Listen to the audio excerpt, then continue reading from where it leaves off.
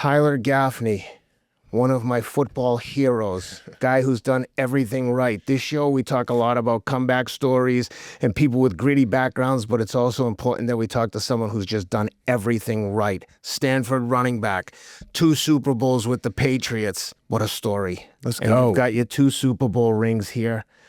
I'm a huge sports nerd. I don't even try to pretend I'm not. Holding 2 Patriots rings is unbelievable to me. How's it feel to own them? Oh my, it feels like a dream. When people bring it up, I know that luck is very much involved. And as we were talking about earlier, like you create your own luck, right? The more you work, the more consistent you are, your luck starts to get a little better. Yep. Right. And so I'm not privy to that. That is lucky, but what incredible times in our life. I talked about my wife, like the duck boat tour or the celebration, all of that is like, did that happen? And then we watch it and we see videos. Like, yeah, it did. Yeah, exciting. One of the things I think about when I think about things I've won myself, which pale in comparison to the Super Bowl, but I almost take it for granted at times where I'm like, yeah, I mean, it's a survival story. I just went there and took it one day at a time, or did one day at a time. And the next thing you know, I won. It was like all the hard work that I was doing that no one saw finally paid off. And I wonder if is it like that for you, where you're like, I didn't have a grand plan to win a Super Bowl. Next thing I know, I was advancing in my career. And did it just feel like it was almost on autopilot at times? Yeah, I think for me, my whole journey has been like brick by brick, right? One step at a time. And so, yes, you're dreaming when you're, want to play football. I'm going to win the Super Bowl. I'm going to be the MVP. I'm going to play for 20 years. And then life happens and some of those things happen. Some of those things don't, but you're always working towards them. But I've always told people like the success that you had when you were 12, 13, 14 felt very similar to the success you might have had winning a Super Bowl, right? Like winning a, Little League World Series was just as cool, and maybe even cooler at the time than when you were 30 years old and were in a Super Bowl. And so that is definitely a good representation of working hard. But dang it, I mean, if you just keep celebrating all wins, they all end up being the same.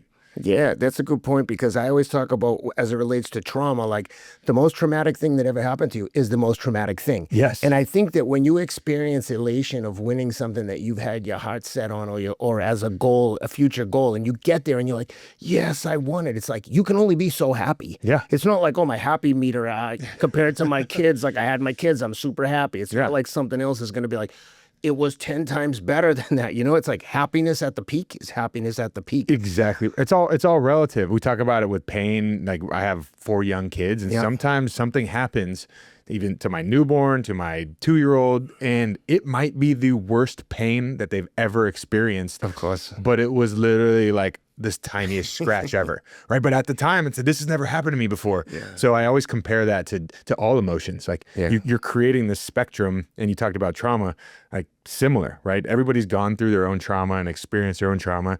It doesn't make like some things are worse than others for sure, but some people experience getting yelled at by their parent. That's right. As like the world's worst trauma, where others are like, yeah, my parent was like literally beating me and locked me in the closet, but like their trauma was the same. That's right. Right. Which is a crazy phenomenon. And I'm glad you brought that up. The void to experience trauma is like, let's say it's the size of a room. If you get yelled at and bullied and it fills the room, it fills the room. It's like winning. If you win a turkey trot and you've never won a race in your life, and then you win the Super Bowl, you're like, wow, it's the same exact emotion. But let's start at the beginning here. I just want to hear your whole story, because going to Stanford, like just academically going to Stanford, I mean, I think every year it gets more impressive, because schools seem to get more competitive every year. But just where did you grow up, and were you an awesome student, always incredibly like gifted academically and athletically? Yeah. So for me, grew up like not poor,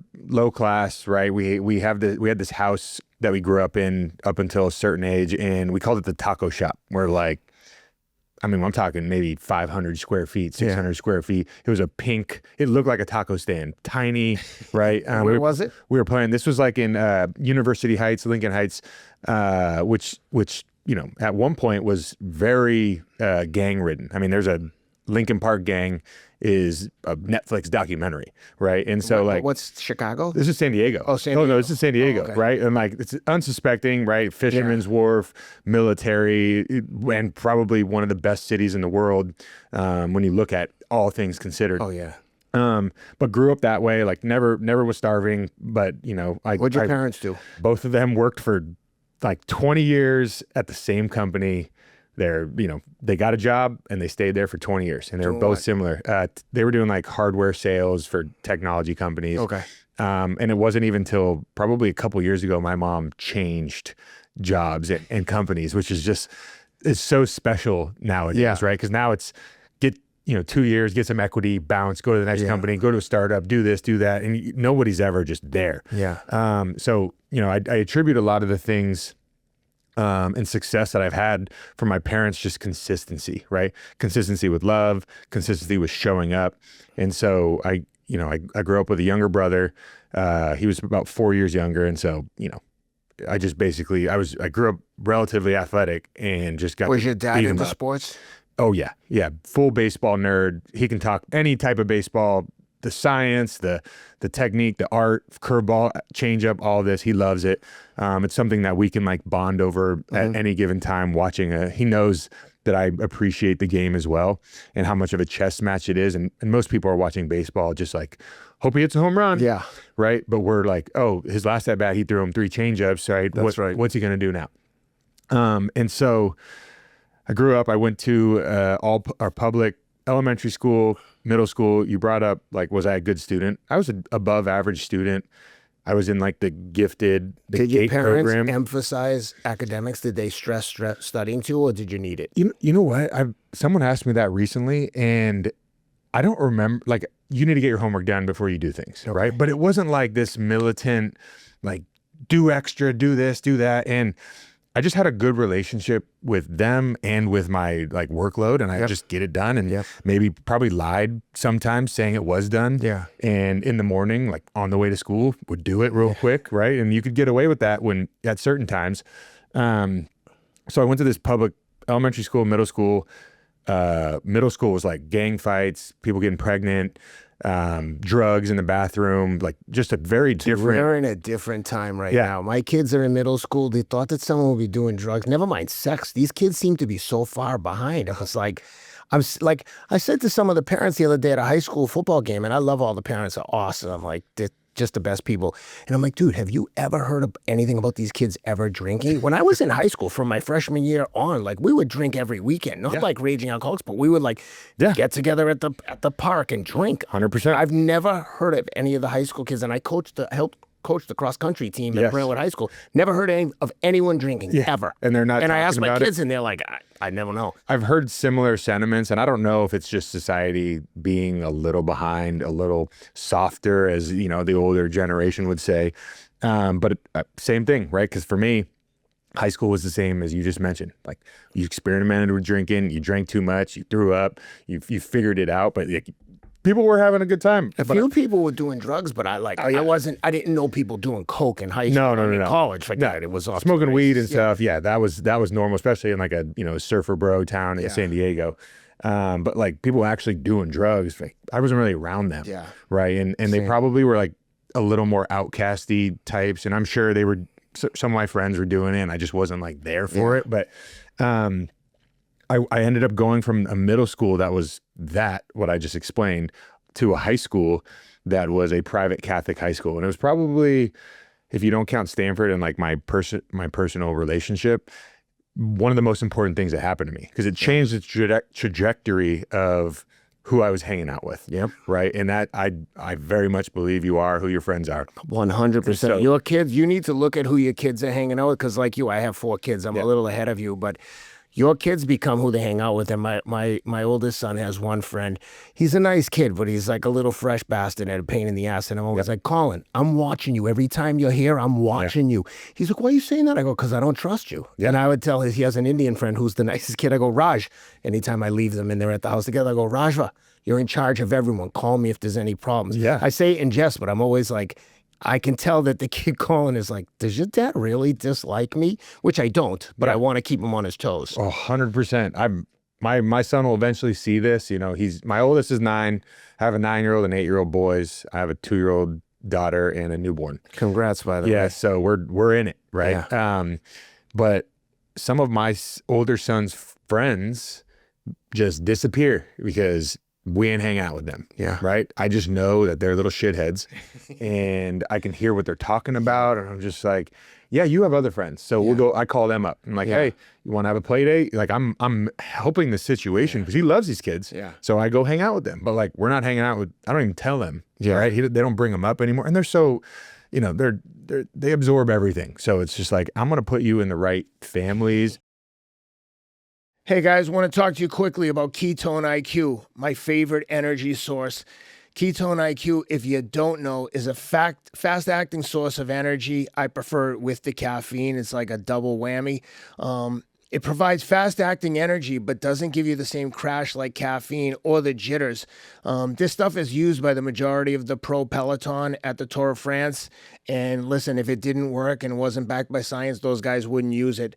I've been loving this stuff. I've been taking it for the last couple of years. I'm running like 70 to 80 miles a week at 54 years old, and every single one of my runs is fueled by Ketone-IQ.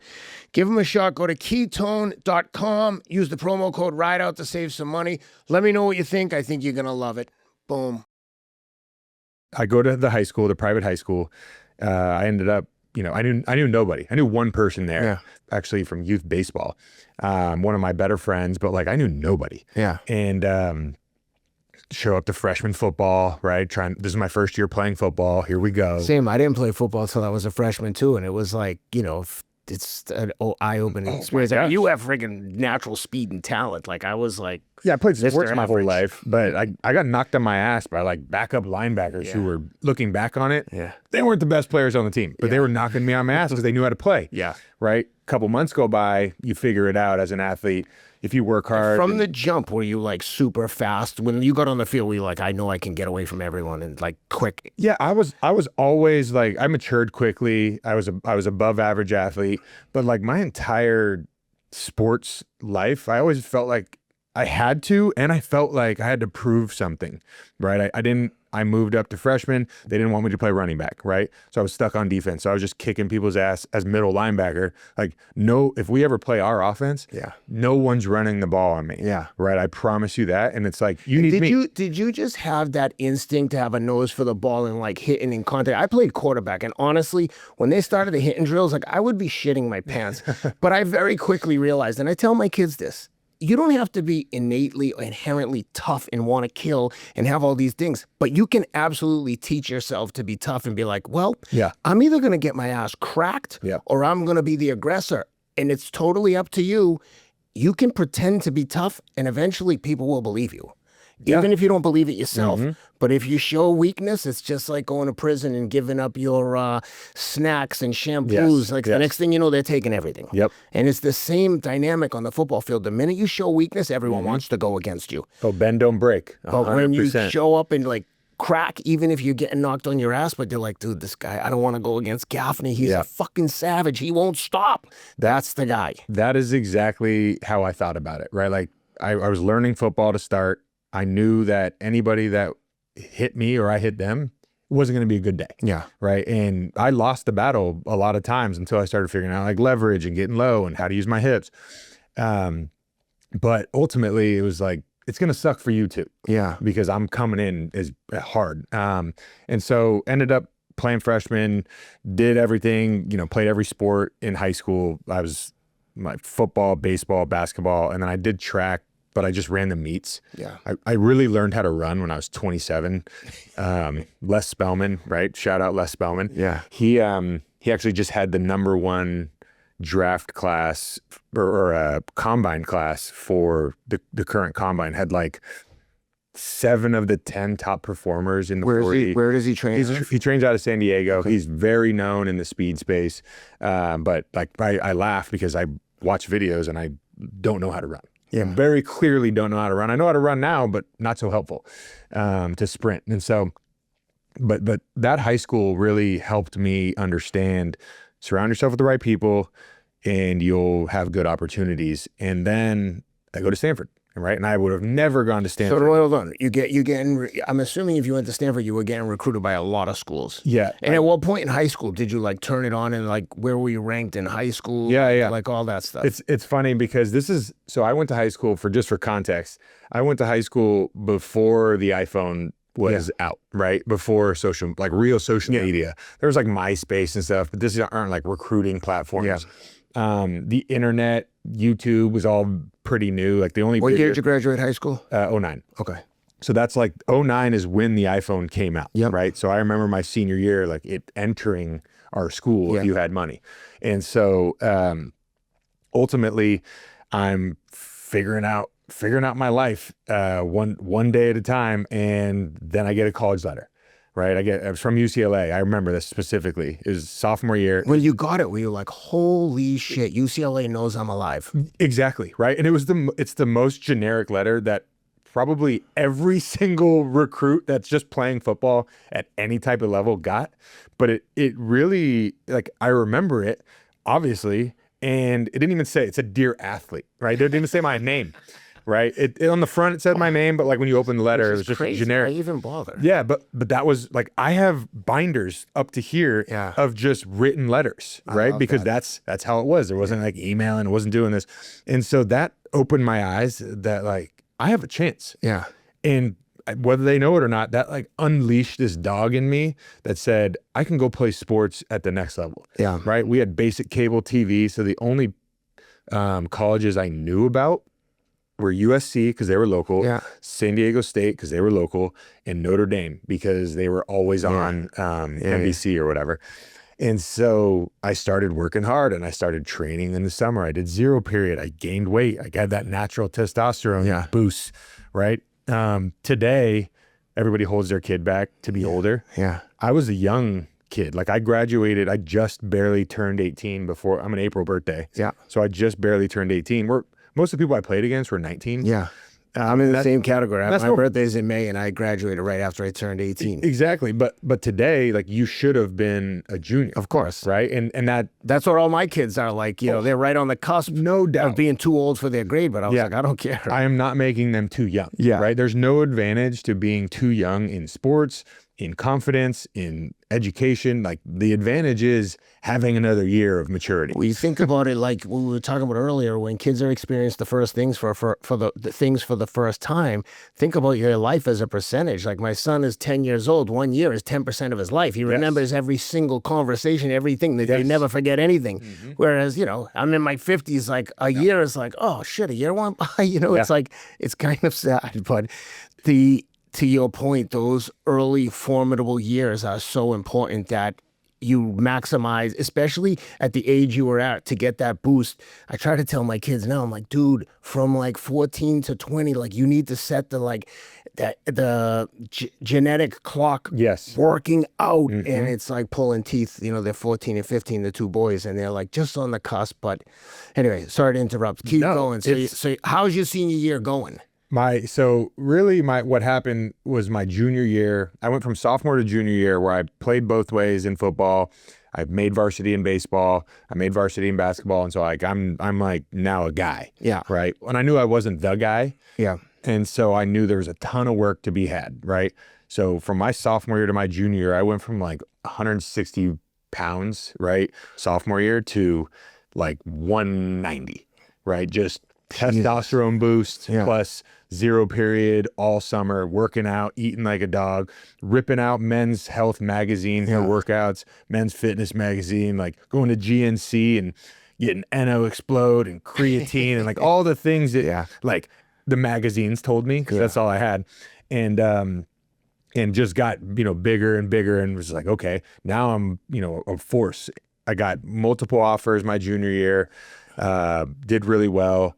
And in my junior year baseball, I was the new dean of students was an old football coach, and him and I didn't really get along as a football coach. Yeah. But he started really getting on my ass as a dean of students. Moral of the story is I got suspended and ineligible for the end of my junior year. So I couldn't go to baseball. I couldn't go to junior year prom. I had too many detentions for like slightly untucked shirt, and I mean, private Catholic school, right? Yeah, yeah. But at the end of the day, the dean of students pulled me aside in front of everybody, like called me out of my lunch table with my friends, and he's talking about this fight that happened right at school, which, by the way, we had no fights, so it was very rare, right? And this fight happened right after school, and he's telling me about it and how I'm involved, and I'm like, buddy, I wasn't here. Yeah. Like, I was absent from school that day. My mom knows I was at home.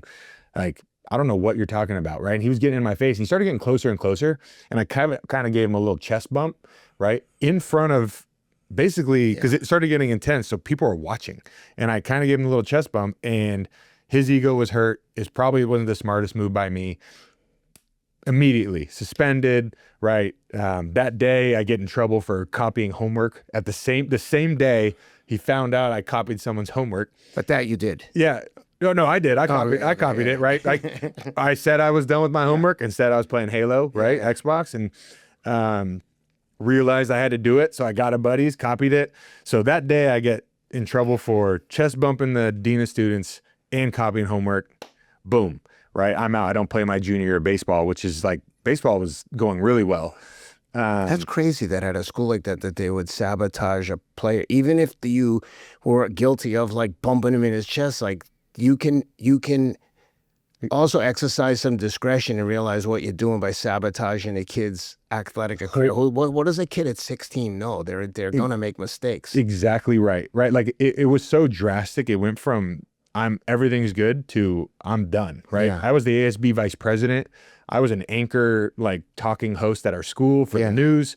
I had good grades. I had all these like That's what I mean. positives. It's so weird. Right? And like, yeah, I was a numbnuts 16-year-old at times, but like all these things were going well. I would be a good representation of their school, and they banged me from that. I can't be on ASB anymore. I can't be the anchor.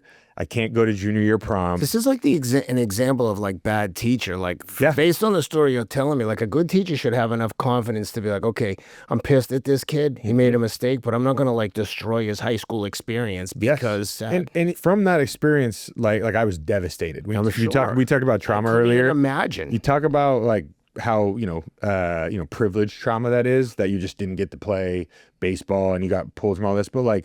They removed me from so much that I wasn't even allowed to go down to like watch my baseball team. They're like, you cannot be down on campus. It's crazy. And I was like, okay, I'll work out in the gym while they're doing that. And the gym was very removed from the baseball field. And they're like, no. So now I'm going to like a local gym as a 16-year-old, just getting massive. Yeah. Right. Because I worked out all baseball season with a chip on my shoulder. And for people who are just listening to this, Google Tyler Gaffney. I said to him when he pulled in, I'm like, every time I'm around you, I feel less masculine. Yeah, this guy is a freak. I did a track workout with him.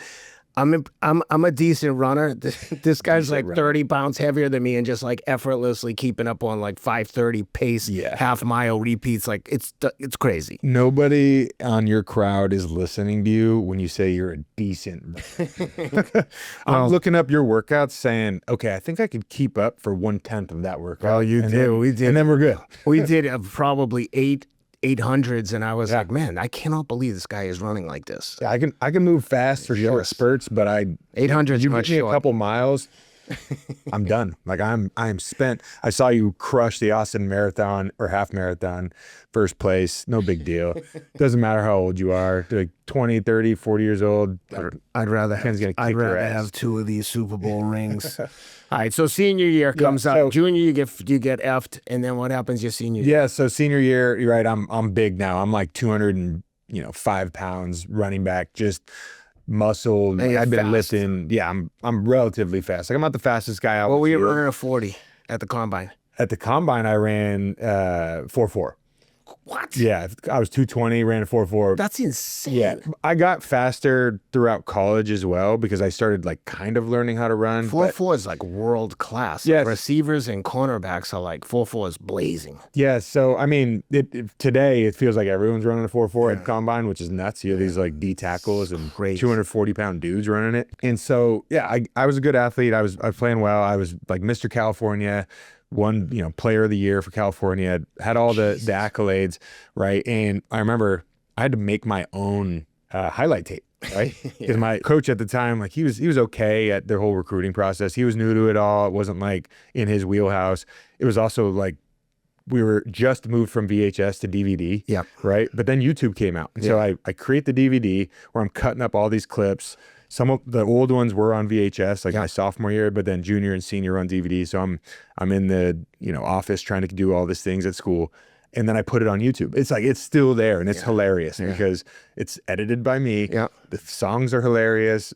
But it's how I got. I love that you even put songs on it. Yeah, I would have just been like, I just need to get this the video on tape with no song, with no music. I thought it like gave coaches like a better feeling, even though the songs I picked are super inappropriate. So that's why you're a marketing guru on top of everything else, and we'll get to that. All right, so who were the top 3 candidates for colleges coming out of high school? Yeah, it was USC, Stanford, and Notre Dame, right? And it was what we talked about, like the only schools I knew. My parents convinced me to go to a Stanford like camp situation, so I go there, and I'm looking up at the flags. It's the Pac-10 at the time. I'm like, UCLA, USC, are they in the Pac-10? Right? I have no idea. I know. I don't even know what they were. And so that made me think, okay, like I can play here, right? They're in the Pac-10.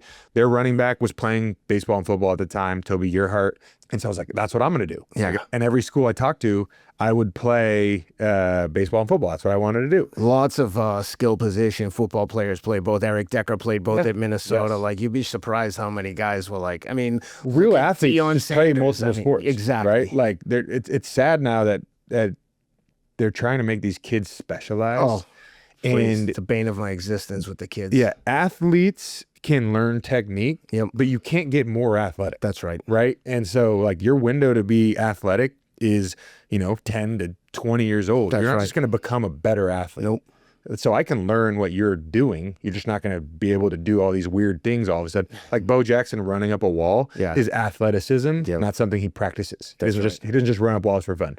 But it's funny when you look at guys like Bo Jackson, and you're in this category too, when you look at a skill position in the NFL, and again, I know I'm like a super fan and a geek, but when you look at a real athlete, like the parents don't need to push them. No one needs to tell you. You can look at a kid who's in high school and be like, that's an athlete. Yeah. I was running at the track up at Ravenwood High School the other day, and the track coach was out there, and he had some girls sprinting and doing pole vault, and I run by and I know him, and I was like, dude, you have some athletes out here. I go, I don't even have to see them run. They look like thoroughbreds. Like the guys and the girls. It's just like, so to your point about Bo Jackson, it's like when you get to Stanford, are there guys, because at Division I, it's like, everyone is like good at what they do. Yes. And are all the skill guys like just crazy athletes? Yeah. I mean, you're giving out, I think it's 60 scholarships or something like that for football. So every dude at every high school was given a scholarship, and pretty much everyone that was on our team or any team was the guy at their high school. Yep. How much of the guy were they in their county or this is all relative, but they were their guy. And so they walk in with that swagger, they're carrying themselves a little higher. And after the first like 4 weeks of training camp, you start to see those people with the fake swagger and the real swagger, because now you're like, who can compete with this 21-year-old as a new freshman? And that's a huge difference when you're 21 and just turned 18. Yes. Oh, without a doubt. I remember showing up at football camp. I only played Division III, but I mean, there was a guy that looked like Tom Selleck. I thought he was a coach, and he starts gearing up in equipment. I'm like, that guy is on the team? I know. Looks like he's 40.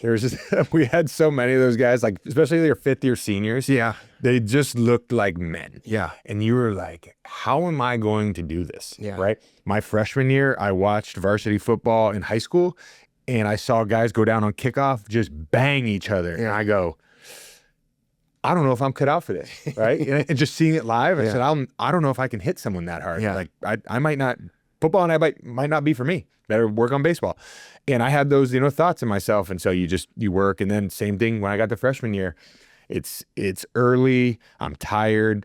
You're doing these 5 a.m. workouts. It was Jim Harbaugh, who is a nut but like one of the greatest coaches of all time, in my opinion. But incredibly intense. Incredibly intense, incredibly focused, probably, a touch of autism somewhere there. Like, just if you aren't talking right here and you're talking about anything here, he doesn't even understand you. Yeah. Right. And it's just like that. And so I remember my first couple weeks, like so sore, body hurts, lifting hurts.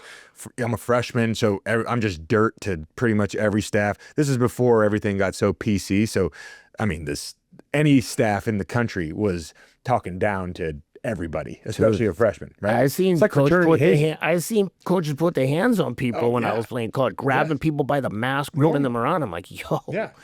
But I never thought anything of it. I was like, oh, I don't want to get on that guy's radar. Well, exactly, right? Like that was the difference, I think, is like what we went through versus now. When you saw things getting crazy, you just decided, I'm not going to fuck around with that. Yeah. Right? Like, I'm going to make that decision. You talk about it with like, when a police car pulls you over, I was just like, hands here, here's my license. I ain't saying anything. Cop pulls me over. I'm like, license and registration. Here you go. Yeah, here you go. Like, do you need anything else? I'm sorry, right? Yeah. On the ground. What do you need? Yeah, what do you need from me? Right? And like that was the mentality then. Now it's like everyone's complaining about this, complaining about that. And I've lost a couple of friends or coaches to just some complaint now to the university from a parent. And it's sad because I think there's some really special skills to be had when you're dealing with some tough personalities, or 100%. Right? Like you need to learn to deal with people that are nasty. Yeah, you do, because life's nasty. Of course it is. And so freshman year, I'm learning how to be organized, right? And there's a strength coach named Shannon Turley, really helped, like one of the most impactful coaches in my life, helped me go from a boy to a man. And when I say that, it was like I was so lost trying to go to baseball practice, football practice, baseball workout, like football, training table, where to be. I was lost, right? I didn't have a calendar. Now, if you look at my calendar, this thing is a dedicated science. Like I got it locked down. But with him, I just kept showing up late to things. I was like, dude, I don't even know what day it is. Yeah. Right? Baseball's requesting me on the days off. I don't know what to do here. And so he really helped me organize my life and prioritize. Year by year, I got, better, more organized, more focused, better, more organized, more focused. And it just ended up carrying me to a chance in the NFL. Hey guys, want to tell you quickly about Row Nutrition's NAD+, one of the greatest energy sources I've ever tried. NAD+, if you don't know, is the energy source for mitochondria. Mitochondria has been called the fuel cells of the body, so their function is critically important, and without NAD+, nothing happens. Prior to discovering Row Nutrition's liposomal NAD+, I only knew of NAD+ to be delivered via injection, and honestly, that's a bit of a pain in the neck and cost prohibitive. Row Nutrition has taken the stress out of the delivery system and made it cost effective. This stuff is awesome. I've been taking it for over a year. I'm running about 70 to 80 miles a week at 54 years old. And NAD Plus keeps me going. I take it every single day, first thing in the morning. Highly recommend it. Go to rownutrition.com. Use the promo code Rideout to save some money. Again, rownutrition.com. Use the promo code Rideout. Boom. Wait, let's not jump ahead because I like this part of the story. What year were you when you got to dress for your first game? For football or in college? Stanford. I was a freshman.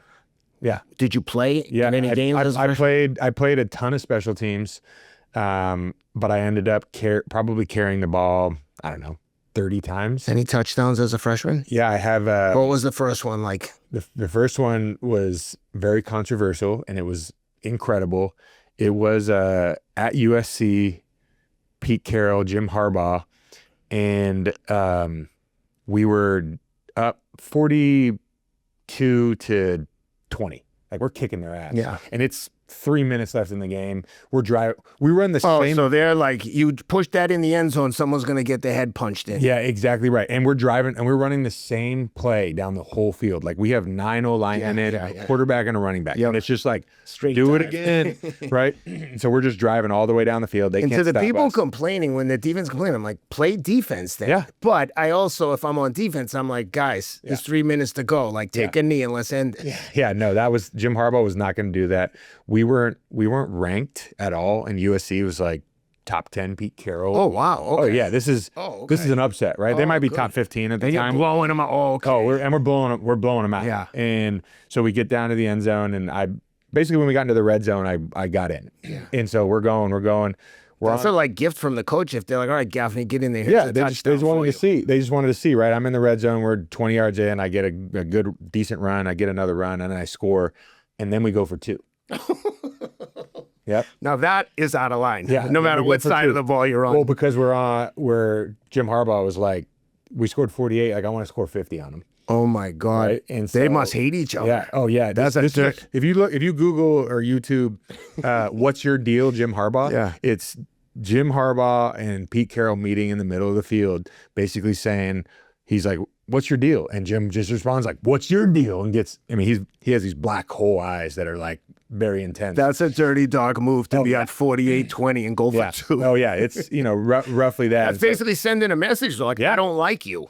Yeah, and I'm going to rub this in your face. And what he said is like, we're not going to back down to anybody, right? Like with energy unknown to mankind. It's like, this is Definitely who we are. And by the way, we go on to win like the Orange Bowl the next year. We're ranked 2nd in the country. We go to like Stanford, by the way. This is an anomaly of years, right? And Jim Harbaugh is a huge part of that, right? And hold up, before we jump ahead, what happened? What was the controversy? So you get the touchdown, then you go for 2. We go for 2. We get it, right? 50. And you run it? Yeah, and I run it. So like you got a touchdown and an extra point. Yep, and that's I think my only touchdown the whole freshman season, right? I mean, Toby Gerhart was a runner-up Heisman, probably should have been the Heisman. I think he lost to Mark Ingram that year, but was just a workhorse. Yeah. I mean, this dude just had hundreds of yards every game, probably 20 some odd touchdowns, was top ranked in every running back category, and then won the running back award, but lost the Heisman to a running back. Yeah. So it's how does that work? So right? Weird. But Alabama's in the national championship, Harginger's enough, so they take that into consideration, I guess. They also don't watch West Coast games. Yeah, of course. Yeah, we all know that. Get better sophomore year, get better junior year. I'm playing really good baseball, really good football. And I leave for baseball, actually, after my junior year. And I get drafted by the Pirates. So I left for a year. Left school? School. To play minor league baseball? Left school, left football. You can make big money in baseball. Yeah, and play for a long time. And that's what I was thinking. I was frustrated a little bit at the opportunity in college because I ended up winning the starting job at Stanford my sophomore year, and then the next game get hurt my ankle, sprained ankle. First off, made fun of everybody with a sprained ankle. It's like, God, they're so soft. Yeah. Sprained ankle? Wah, right? Yeah, sprain your ankle and you can't run on it. It's all of a sudden. Walk. Yeah, exactly. Couldn't go upstairs. Like I was flat-footed, wore a boot for 6 weeks. The thing still hurt a year later. I had so much more perspective after that. And so I lose the job. I end up like coming back, 6-7 weeks later. I'm not the same. My ankle hurts bad. The guy who came in is now the all-time leading rusher at Stanford. Who was that? His name is Stephon Taylor. Okay. Great running back, never did anything wrong, always running hard, and never got hurt. Right? That's the key. Yeah. Right? Because you have to get an opportunity. That's right. To be the guy. I'd say in most things, it's really hard to win the job when you're not given the opportunities. Yeah. So like I was the second string running back for my sophomore year, for my junior year, right? I was like the wildcat running back or the backup running back. And I did well, good yards per game, good, average touchdowns. But like I was frustrated. Yeah, of course. Like, this sucks. Yeah. I want to be the guy. I'm hungry. So I just leave. I'm like, dude, I'm going to play baseball. Bang it. I get drafted by the Pirates. I had a good season, so I felt like I had some leverage, right? And I went to the Oregon-Stanford game where we upset Oregon at Oregon, and I'm in the end zone watching, like as a fan. Yeah. And they scored a touchdown right in front of me, and like they jump up into the thing, and I'm there in the picture. Oh my God. In the stands, like trying to hold one of my teammates. Yeah. And they were like, "You could come back, and I was like, "Shit, I could come back." Well, how was it when you turned up at the minor league baseball? What was it? I mean, you all of a sudden I signed for like $100K. You get half of it up front, and then you get the second half, like your second season, which I didn't know. Yeah. Found out. Yeah. Didn't return for my second season. Never got that half. And so it was single A. It was great. I played well. Where were you playing? I was playing in Bradenton, Florida. Oh, that's not bad. Yeah, no, it's not bad at all. Like the Bradenton can be dicey at times. It was single A though, right? Yeah, it was. And what were the facilities like? Was it like what you would imagine, like shitty old buses, So crap fields? Bradenton, Florida is actually where we started in spring training. That's where the Pirates play, and like all spring training happens. And then I actually moved to. I was very lucky. I went to Penn State campus. Yeah, and we shared their stadium. So like Penn State D1, very nice baseball campus. We're playing there. Yeah, like, I don't know how that deal worked because I also went to places like Batavia where there was like an HIV epidemic and places are shut down and it's in the middle of New York. Like we're staying at Red Roof Inns with mold on the ceiling. Like it's a rough life, single A baseball. It's a rough life. I mean, you're making probably, at the time, they've changed it a little bit now, but I probably made gross 12 grand that season, right? Like tops. And at Stanford, you're treated like a king, right? Yeah. They have best of everything. The meals are great. The players have their own cafeteria. So after a season of that single A and you're missing football, you're like, screw it, I'm going back to Stanford. Yeah, I played well. I made like the all-star team for the division I was in. Yeah. And so I said, hey, I'm going to go back, finish my degree. Yeah. And play the year of football, and then I'll come back to baseball. Yeah. And they were like, okay, like all good, right? You're young enough. Like I was 21 at the time. So let's do it, right? They weren't going to convince me otherwise. Yeah. I'm going. And so I compete for the job as a fifth-year senior. They had just won the Rose Bowl. I missed a winning Rose Bowl, right? You know, we won an Orange Bowl. We lost the Fiesta Bowl. We won a Rose Bowl. And then there's this season, the fifth-year season. I should have told you to bring those bowl game rings too, because those are cool too, right? They're cool, yeah. They're not as obnoxious as those things. I love it, man. I love these Super Bowl they're rings. special, right? Yeah, it's with a different group where in college, like everybody, and it's changed now. Yeah. But everybody was playing for each other. That's right. A team. It was kind of like, high school to college, depending which college you went to, was the last time that it felt just like a genuine storybook team. Yes. Right? Because then it becomes a job. Oh, for sure. Right. And in college, it was a little bit like that. It was a little political. There's adults recruiting, 16, 17-year-olds. They're telling them what they want to hear. Yeah. Like it's a job. Right. But like you go to school with these kids, you party with these kids, you practice with these kids, you suffer with these kids. So like there's definitely some camaraderie. And so it makes those special. Fifth-year season comes along. Man, I'm at the bottom of the depth chart, right? It's just like, hey. Will you think there was some resentment towards you for leaving? A little bit, but also it didn't matter because they still had that running back. Oh, right, okay. right. So Stephon played his senior year. Yep. I skipped my senior year, so now he's gone. My fifth-year senior year, and it's open market. Okay. Like they brought in some other running backs. They had backup running backs that season, and so nobody knows who the starter is going to be. And here I come just back from baseball. And I end up winning the job over, these guys were doing all spring ball. I didn't do any of it. Yeah. And so I play summer ball. We go through training camp, and I ended up basically winning the job the week of our first game, San Jose State, and had a pretty good season. And it was as a team had a pretty good season, went to the Rose Bowl. Lost in the last couple minutes to Michigan State. But yeah, successful season nonetheless. It's funny, dude. That's where I won a big race at the Rose Bowl. I won the Pasadena Half Marathon, finished in the Rose Bowl on TV on live KTLA. What's the time on like that? 9,000 What wins people. that? 112. It wasn't super competitive, but it's a relatively difficult course. But if a real runner shows up, they're going to kill me. But if it's like all just the weekend warriors, I was like the tallest of all the short guys. Yeah. Nice. But it was on TV live, and so I got some cool pictures from that. But whenever I think of the Rose Bowl now, that's what I think of. But, exactly. So in your senior year, are you thinking getting drafted to play pro football is a reality, or are you like, okay, when did you think, because obviously you leave going into your senior year and go play baseball. At that point, you probably think like, I'm done with football. Yeah, exactly right. I was done with football, and then it opened up the opportunity. And so I didn't think I was going to play really in the NFL. Like I wanted to do well, but I wasn't going to like show up for a year and then make the NFL. That's just, I was trying to convince myself of that. But I was going to work my ass off no matter what. Yeah. And so halfway through the season, I'm getting talked to by agents, right? And there's that little switch again. And what happens? What do they say? I'm always curious about the interaction. So they introduce themselves. Hey, what's up? I'm Stu Feynman. I'm the agent. Yeah. They introduce themselves. You know, they let us know, like, they can't really talk. This is like when it's a weird time of recruiting. They can't really talk to us, right? They basically like give their information. They give you a little bit of tidbit of who they are and like maybe joke around a bit, but they can't get into business. Okay. Because you cannot be a pro athlete. Right. And so you can't have an agent.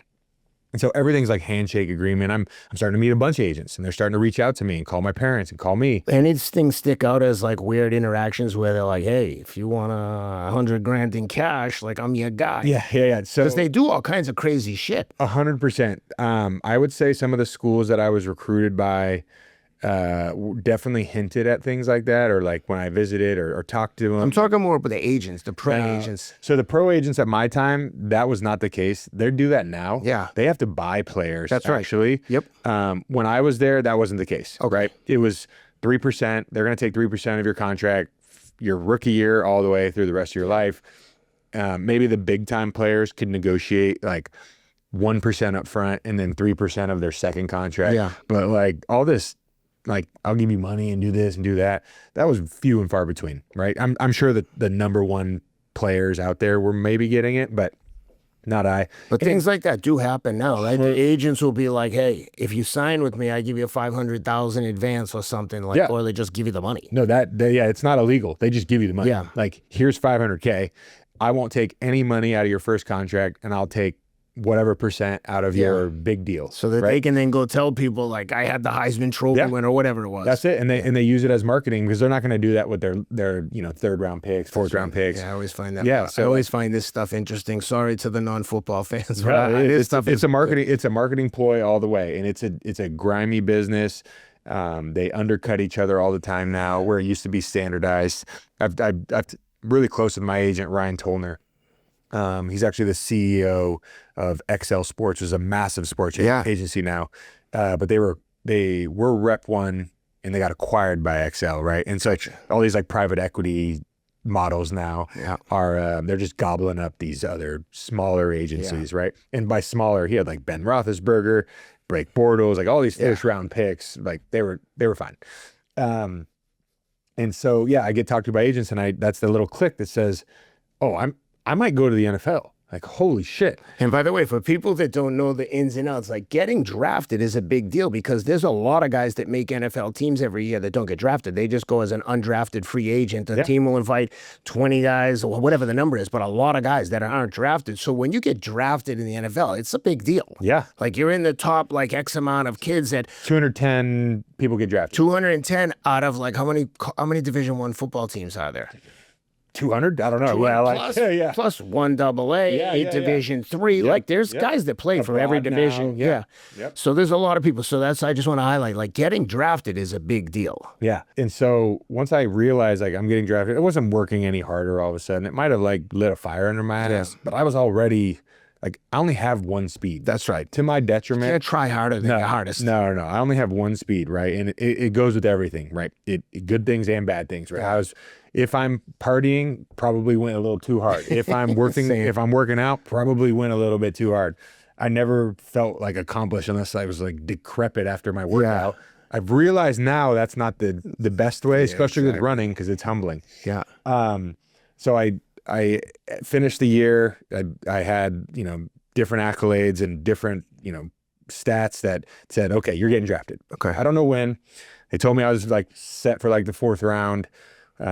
That's like kind of like maybe a third round guy, but like probably 4th round is what they said. So what happens on draft day? Yeah. So, have my agents over, a couple people. I mean, I'm pretty small circled. I have a lot of, I have people that I love really hard, very small circle. So I had my agent, I had my girlfriend at the time, who's my wife. Yeah. And I had... Who I love, by the way. She's like an awesome Instagram personality. Yeah, I love following her stuff. She just says what like other people are thinking. But I've never met her before, so I see a lot of her stuff and I start to type a comment and I'm like, I've never even met her. I don't want this to be taken out of context. Like when she was pregnant, so many times I was going to be Go ahead, big girl. And Yeah, I was yeah. like, she might not think that that's funny. So I was like, I'm going to delete it. But I think she would. Oh, but she I was would. like, I got to meet her first. You got to meet her first, then it's free reign. Like, let's roll. And so, you know, that it goes by and I'm and where are you watching? From your parents' house? I'm just watching from my parents' house. Yeah, and they're still in San Diego? Still the same house, right? So you're in San Diego with the family in the inner circle, and you're watching on TV, and like they tell you, like today, who instructs you? Is your agent saying, okay, here's what's going to happen, and it goes like this, and kind of like... There's like some public charts out there. There's some like feedback, but your agent's filtering a lot of that information. But I mean, he's telling you like, hey, this is how the day goes in general. So we're gonna be here. If they call, this is okay. Yeah. So like first day, right, is just the first round. Yep. So like I'm just watching. Yeah. I'm not gonna be a first rounder. Yep. There wasn't even a running back drafted in the first rounders that they think are gonna go maybe the first 2 rounds, like they get invited to the draft. Yeah, to New York, wherever it is. Yeah. Okay. So they get invited to the draft. If you're not a top potential, like let's call it 40, 45 pick, right? There's only 32. You're not getting invited. Okay. Right. So it is what it is. Day 2 is second and third round. So it was kind of like maybe in the third round, let's see what happens.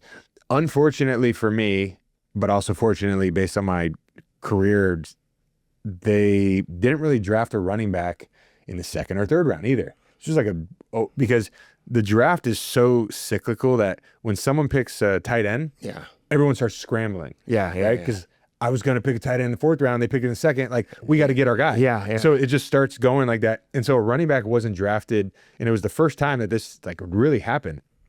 And this was the new CBA, which threw everything off because the whole Sam Bradford getting, $40 million and like, that's unfair. They made this new CBA. And so that was my year of being drafted. Collective bargaining agreement. Exactly right. And so I'm, sitting there. I don't get drafted. No big deal. I'll get, right? Agent comes over, the next day. We're watching. Fourth round goes by. Like, okay, I get a bunch of calls. Patriots are like, yeah, going to draft you right now. Right? In fourth round. They don't. They draft James White. Okay. Yeah. Wisconsin. Okay. A stud. He played there a long time. Yeah. He is one of the most gifted like football players, and not from like an athletic standpoint. Like, he was a great athlete. Anybody in the NFL is a great athlete, but he just knew ball really well. He knew where to position you. He knew how to hit you without he was probably 5'10", 5'9", like 200 pounds. Yeah. Like not, and maybe 190, like not a big guy. Yeah. But just was so successful at doing everything right, making the right reads, blocking. It was by the way, what I'm saying is great pick for the Patriots to not pick me. Yeah. Right. Like they had a guy who was a career guy there 10 years maybe. Yeah. But anyway, I'm sitting at home, like kind of pissed. Yeah. Rightfully so. They call me, they're going to draft me. They draft James White. Even on TV, they're like, Tyler Gaffney has to be sitting at home right now, like a little pissed off. They say that. And I vividly remember it. And I'm like, yeah, I'm pissed. Fifth round goes by. I get a bunch of calls. We're going to draft you. We're going to draft you. Which teams? I got called by the Patriots again. I got called by the Ravens and the Panthers, right? And they don't draft me. They don't even draft a running back. And so it's like, what's going on? Yeah. Right? And every pick that went by, I felt like a little more like uneasy, a little more frustrated. I can see my brother, who's in college at this point, like kind of getting like worried and pacing, and I'm just like, it's just not a good feeling. Yeah, I know. And so sixth round goes, and I'm like the second pick of the sixth round or whatever. But Panthers call, right? And so it's Ron Rivera, the Panthers. I get drafted. You got drafted by the Panthers? Drafted by the Panthers. I didn't know that. Okay. Yeah. So I get drafted by the Panthers.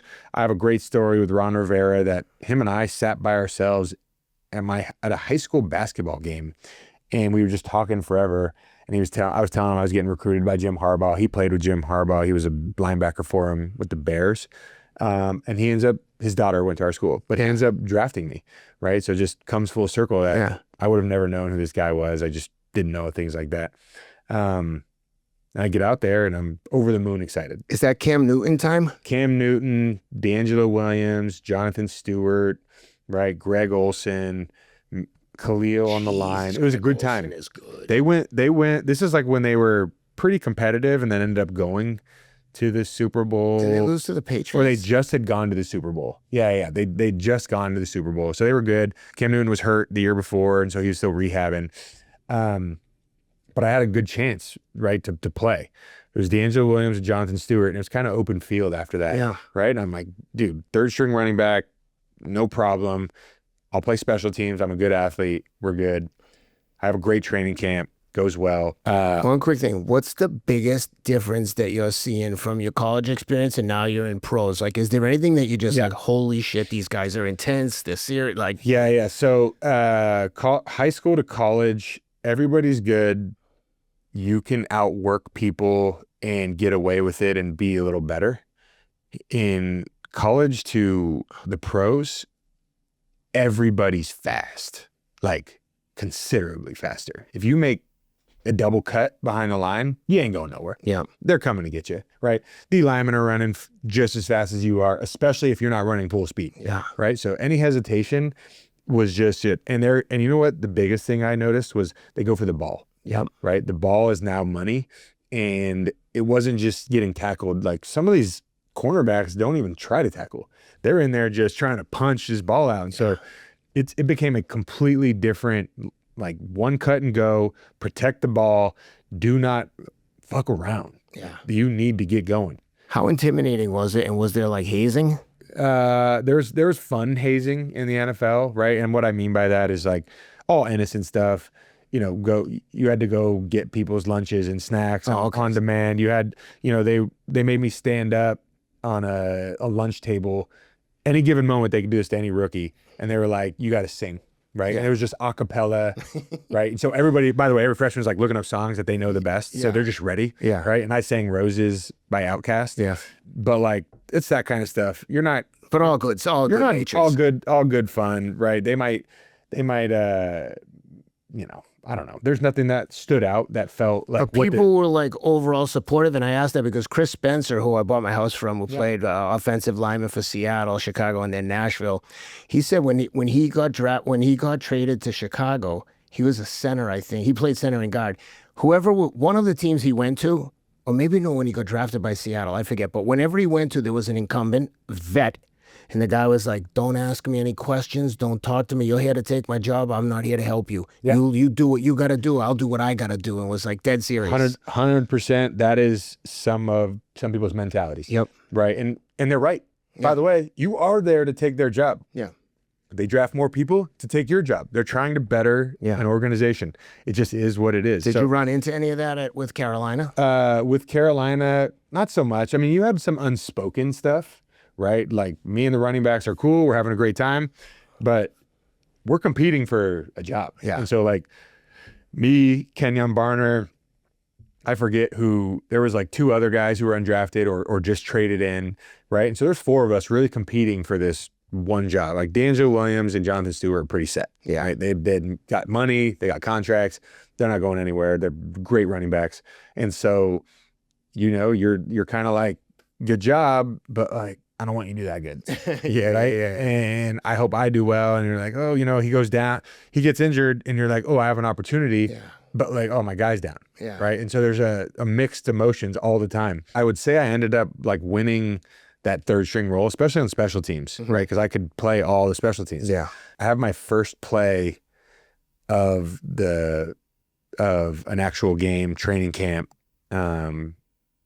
preseason situation, 15-yard run, toss left in the stadium. And I go to I get knocked out. No big deal. Not like a big hit, kind of like a push out. Yeah. I get knocked down. I jump up to turn back to the huddle. Pop, felt my knee pop. No. Man. I run back to the huddle. I'm like doing squats, giving the old like athlete self-assessment. Yeah. I'm like, dude, something's wrong. And I had never had surgery. I've never been hurt other than the ankle sprain. Like I had broken ribs and, shoulder problems, still have them today, but like nothing that stopped me. Yeah. And I'm like, okay, well, I got to take myself out, right? Like I tap out, next guy comes in. I'm like, I can't play. So I just watch the rest of the thing. And on my knees feeling like super, it doesn't hurt at all. It doesn't hurt one bit, but it feels a little like unstable. Yeah. You're just like, I'll be good. All right, go get an MRI. Completely tore my root off my meniscus. And for anybody that doesn't know what that is, which is probably most people, your meniscus is the pad between your tibia and fibia. Yep. So they don't do this, Yep. right? And so it's sitting in there like a C. Well, I tore the root off, so it basically fell out, right? And I'm like a case study now because I didn't tear anything else. Yeah. Right? It was just that. So I'm like, okay, well, meniscus isn't that bad, right? It's like 6 to 8 weeks. And we're like, for you, it's 9 months. Right? So I'm done for the season. First play. Yeah. Oh, First my play. God. Never been hard hurt enough before. to like get up to speed when you're fully healthy. Now you're going to take 9 months off with a knee injury. Yeah. This is what I say to people too, though, is like, guy like, I think of Christian McCaffrey, who you're friends with, right? He's been injured a few times, but I say like, dude, if you have a high performance sports car and you drive it as hard as you can in a very aggressive race, and you might be rubbing and touching other cars, that thing is temperamental, even if it's built out of steel.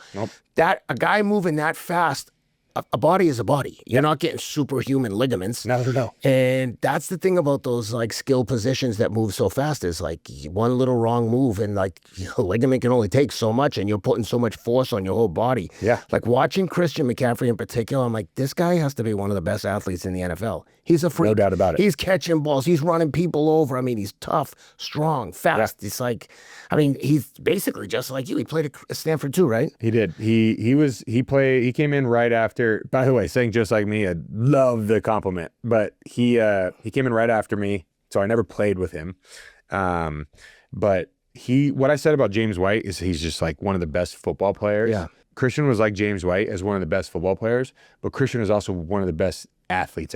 He's right. So that, like I always say, Christian's probably the best football player I've ever seen because he can do both. Yeah. Some people overcompensate with their athleticism and they're like good at football, but they're just phenomenal athletes. Then you have the guys that are great at football, average athlete, or not average, but like relatively speaking. And so he's both. Right? And he got hurt and he became like a hurt guy at one point. Yeah. And I thought of him that way, and I'm like, it sucks, but you but can like you have a understand 300-pound dude hit you, like something might go wrong. Yeah. It just is what it is, right? So what happens? You get the knee injury, you're out for 9 months. How do you end up with the Patriots? Yeah. So funny enough, I'm in training camp, so we're going through meetings. It's like a late night meeting. I don't know, 5 p.m., whatever. And I'm very like, I'm gonna learn. I'm gonna do this. I'm gonna prove my worth. I'll be back next season. You're still involved with the team the whole time. You're just getting your knee work. You're getting your knee situation, but you're at every team activity. Every team You're on the activity team. except for practice. Practice was, for me, was sit in the training room, get treatment, but like going to meetings, doing the thing. And I haven't got surgery yet, right? They had to let like a week go by basically before I could get surgery. So I'm just crutching around. Yeah. Anyway, they tell me they're going to do a roster move and they're like, hey, we're going to waive you so that we can keep our 90-man roster. Of course. Right. We're going to pick you up, put you on IR. That was kind of protocol. They've changed that rule now, but like waive you, pick you up after 24 hours. And so I'm like, okay, sounds good. Agent calls me. He's like, yeah, this happens all the time. Like, this is how you go to the IR. Okay, great. So I'm sitting at 5 o'clock meeting and all of a sudden I have my phone on me and I never bring my phone to meetings. And I just forgot it was in my pocket. Yeah. And it's on loud. And we're watching meetings, we're sitting in there. They don't like this. that, do they? Oh my! And I'm getting a call, and I'm like Skip, right? Skip was the coach. My bad. Like this has never happened. He's like, just don't let it happen again. He was super old school, amazing coach. And I turn it to vibrate, and it's vibrating again, vibrating again, vibrating again. And I'm like something's up. Yeah. Right. And so I look at it, and it just says, "You are a Patriot now." Right? Like answer your phone. And I'm like, I just literally tell them, and my buddies in the room will still tell you, I said, I think I'm on a different team now. Right? And I love this stuff. Yeah. And it's like, I call him, I said, I got to call my agent back. Like, Steph, I think I'm on a different team. I go to pick up my phone. Ron Rivera comes in, the GM comes in, Gettleman, and they're like, what is going on? Right? Because now I'm on a different team and there's nothing they can do about it. Yeah. You put me on waivers, someone picked me up. Oh, I got you. You got signed off waivers. Yeah. And they're flabbergasted because they're like, why would someone take a Because rookie who blew out his knee? Yeah, it's an injured, they put you put a flag in that's like injured waiver. Yeah. Right? But like that means nothing. It's just a waiver at the end of the day, like, right? And Bill Belichick goes on to say that because they are talking about it in the media because he picked me up when you shouldn't do that. And he goes, I don't know what an unwritten rule is, right? There's the rules and there's not, right? So anyway, what Bill did was get a 6th-round draft pick for free. Yeah. Because they paid my signing bonus. Yeah. Right. And so he just gets to rehab me, see what happens next year. Free option, basically. Yeah, it's free option. It's like, I didn't even have to pay your whole, first part of the contract. And so I'm on the Patriots. So how does Ron Rivera and team react? Are they like, son of a bitch? They were pissed. And they were especially pissed because I guess Bill did that like 2 years before to a tight end as well. Yeah. From them. Right. And so they did it again. First off, bad GM. Yeah. Right. You can't, if you make a mistake like that, you can't do that again. Yeah. Right. The worst thing that happens, you put me directly on the IR. Now you have 89 people instead of 90 in your roster spots. You're cutting 20 people right away. You know that. Yeah. Like there's only a handful of kids or players that are on the bubble. Yeah, of course. Right. Like the bottom 15, 20. You know who they are. They're just there to service kind of everything. Yeah. And you know who they are. Like maybe you have a diamond in the rough, but And so I'm hurt. I go in, they fly me out next day. I still haven't had surgery. Yeah. I'm still in crutches, knees swollen as can be now. Like I'm off a plane. It's like I did a red eye. They needed me there now. I go get surgery like 2 days later. And I walk into the meeting after surgery, after this, like just not feeling great. I sit in the front row because, it's first team meeting. Yeah. And I can't go up the stairs. Yeah. I gotta sit in the front row. Yeah, you got to move over. Tom Brady, right? I'm just sitting in his seat. Yeah. Like, right? Rookie, no idea. And by the way, like, I don't think people knew I was a rookie. Yeah. When I went to the Patriots, they thought, like, people who might have known, and Tom definitely knows because he knows his whole team. But, like, I wasn't treated like a rookie ever. Tom right away was treating me with respect, like, met me, introduced himself just like you would anybody else. That's why he's the GOAT. All time. What was the treatment? What kind of treatment did you receive from Cam Newton in Carolina? Well, I mean, I would say, I'll say this. I know you don't want to badmouth him. Talk to me about the difference in professionalism. Yeah, no, that's what I'll talk about. Tom Brady, if we had an 8 o'clock meeting and it was 7:59, from the hallway, long hallway, you could see him jogging down the hallway so that he wasn't 1 second late. Yeah. Like, wasn't going to show up at 8 with 10 seconds, 8 o'clock in 10 seconds, 8:01, like would never do that. I can tell you that there's plenty of players out there that will show up 15 minutes late and are kind of like, oh, sorry, I was doing something kind of situation. It's always amazing to me how people shoot themselves in the foot because the minute you have a misstep, it's like with Bill. Bill pissed everyone off, and the minute someone has a chance to vote no for him on the Hall of Fame, and he may not even care, but it's like when you carry yourself like that, you should be expecting people to like take shots at you. Oh yeah, they're gonna take shots right away, and there's plenty of those stories. I was involved or like around it when you act the type of way, things are going well, all good. The one time it doesn't go well, you are under a microscope and you are gone. Yeah. You might never be heard of again. Yeah. And I know there's plenty of players on my teams that just disappeared, and I never heard they played football again, and they just scored 4 touchdowns in a game. I always tell people when they're working, especially young kids, like you're working in a sales job or a trading desk, I'm like, the people that you are sitting next to, you think that they might be a little junior to, or your peers, please remember, especially when you're young, that guy might be the CEO of the next hedge fund you want to work at. These people are going to be with you for the rest of your career if you're working in a particular field. Computer science, programmer, like the way you carry yourself, even as a freshman, as a rookie, as a new guy at a job, everyone's watching what you're doing. So if you like being a scumbag and acting like a fool on the weekends in front of your coworkers, don't be surprised in 10 or 15 years when some of them are excelling and you're like begging them to like give you a referral, and they're like, I would never attach myself to you. You're an idiot. Yep. I see it. I saw that happen so many times in finance. And listen, I was an idiot many times myself, but it's worth noting for young guys listening to this, like you're a freshman, a rookie on a team, those people are going to know you for a long time. And to your point, like the way you're talking about Tom now, it's like everyone who played with him has their opinion on him. And, all of them tend to be exactly what you're describing. They're always good because if you go about an honest day's work and you love hard and you make sure that you're doing the right thing, like there's nothing to worry about. Yeah. Right. I tell my kids that all the time, like lying's hard because you have to keep up. Right. Oh, I tell the kids all the time, I don't care what you did. Do not lie to me. Because if I catch you lying, now I'm really pissed off. I can handle mistakes. Yeah. And we put them in the position where they tell the truth and we don't get them in trouble. Yeah. We actually might even, depending on what they did, might even reward the fact that's like, hey, I know it was a rough day today. Like we'll stay up late and, watch this movie that's probably a little above your pay grade day. You know what I do with my kids, when the boys in particular, when they're misbehaving, or I hear them like, horsing around when they're not supposed to, and I come in, I'm like, who just did that, blah, blah, blah. And you can see them all look at each other like, no way. I'm like, dude, I know it was you. And they're like, no, they'll all go down together. I go, you guys can all have ice cream tonight. Good job. We never tattle on anyone. I say, because if they do tattle, I'm like, okay, what did he do? He pinched you when they were little kids? I'm like, all right, you're going to your room for pinching. You're going to your room for tattling. Yeah. So now if they don't do it anymore because they're older, but when they were young, they'd come to me like, Dad, so-and-so did this. I go, hold on. Is this something you guys can resolve yourself? Because if I get involved, everyone's in trouble. Yeah. Including you for coming. And then 9 times out of 10, they're like, we can fix it. Yep. That's being a good dad, right? It ain't easy. I do a lot of things wrong, but I'm trying. No, but I mean, if you lead with love and you're taking your mistakes and the things that have created success for yourself, and you're trying your best to implement that into your kids, like you're a great dad.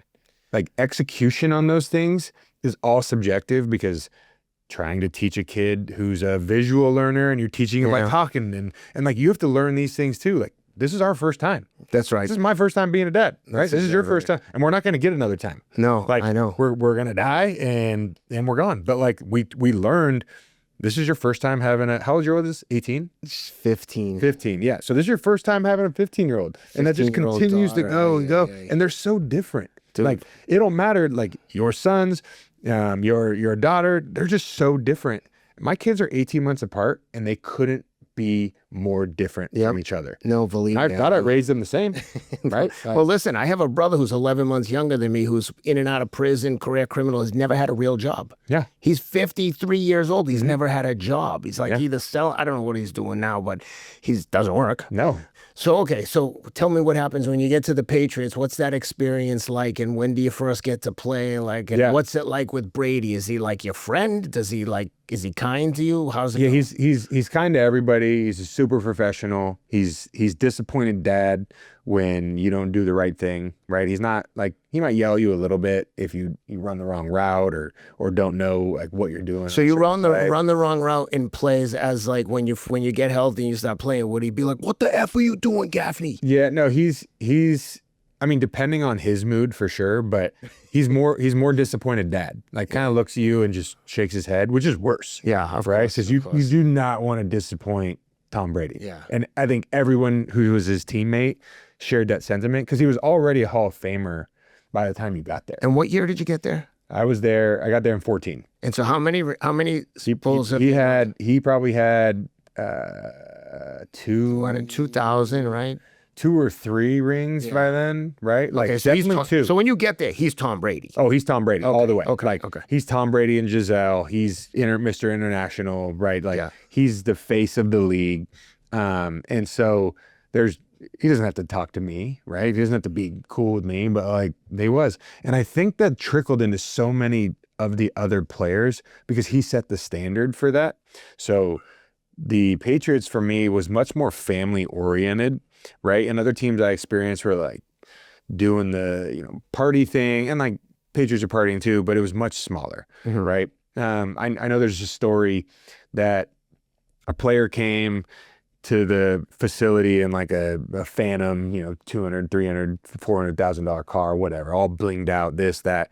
And Robert Kraft basically pulls him aside and is like, don't bring that car here, right? Like, just go get yourself a nice $100,000 car. And people also forget that there's some players on the team that are making like $200,000, like that are, driving a used car. And now you've got, also you got Brady, who's probably making all in $100 million with their partnerships and everything else. 100%. But it just creates such a different culture. So you basically had a lot full of like family cars, right? Yeah. Tahoe, Suburban, trucks, right? Some people were still driving, like it was like a flex to still drive like one of your old cars, Yeah. right? Like hadn't bought a car yet, right? Yeah. Made millions of dollars.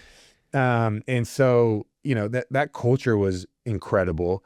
It was a finely oiled business. It all started with Tom, right? It started with Bill by setting the standard, but like you listen to Bill, but you watch Tom. Yeah. Right. And learning like that is much more helpful. And to Bill's benefit, Tom took less money, right, than other quarterbacks. He wasn't a top 8 quarterback in the league. So more players, could be paid on the team. Which is like, I always thought about that with Aaron Rodgers. I'm like, dude, why do you need $40 million this year? Like, you've made $250 million already. Yeah. Like, sign for 15 and go get yourself some talent. Yeah. Right? Yeah. Like, it's partly your fault. And so I get healthy and I'm ready to go. I have a great training camp. It's 2015. And by the way, this is after Aaron Hernandez. You weren't there with him, right? I was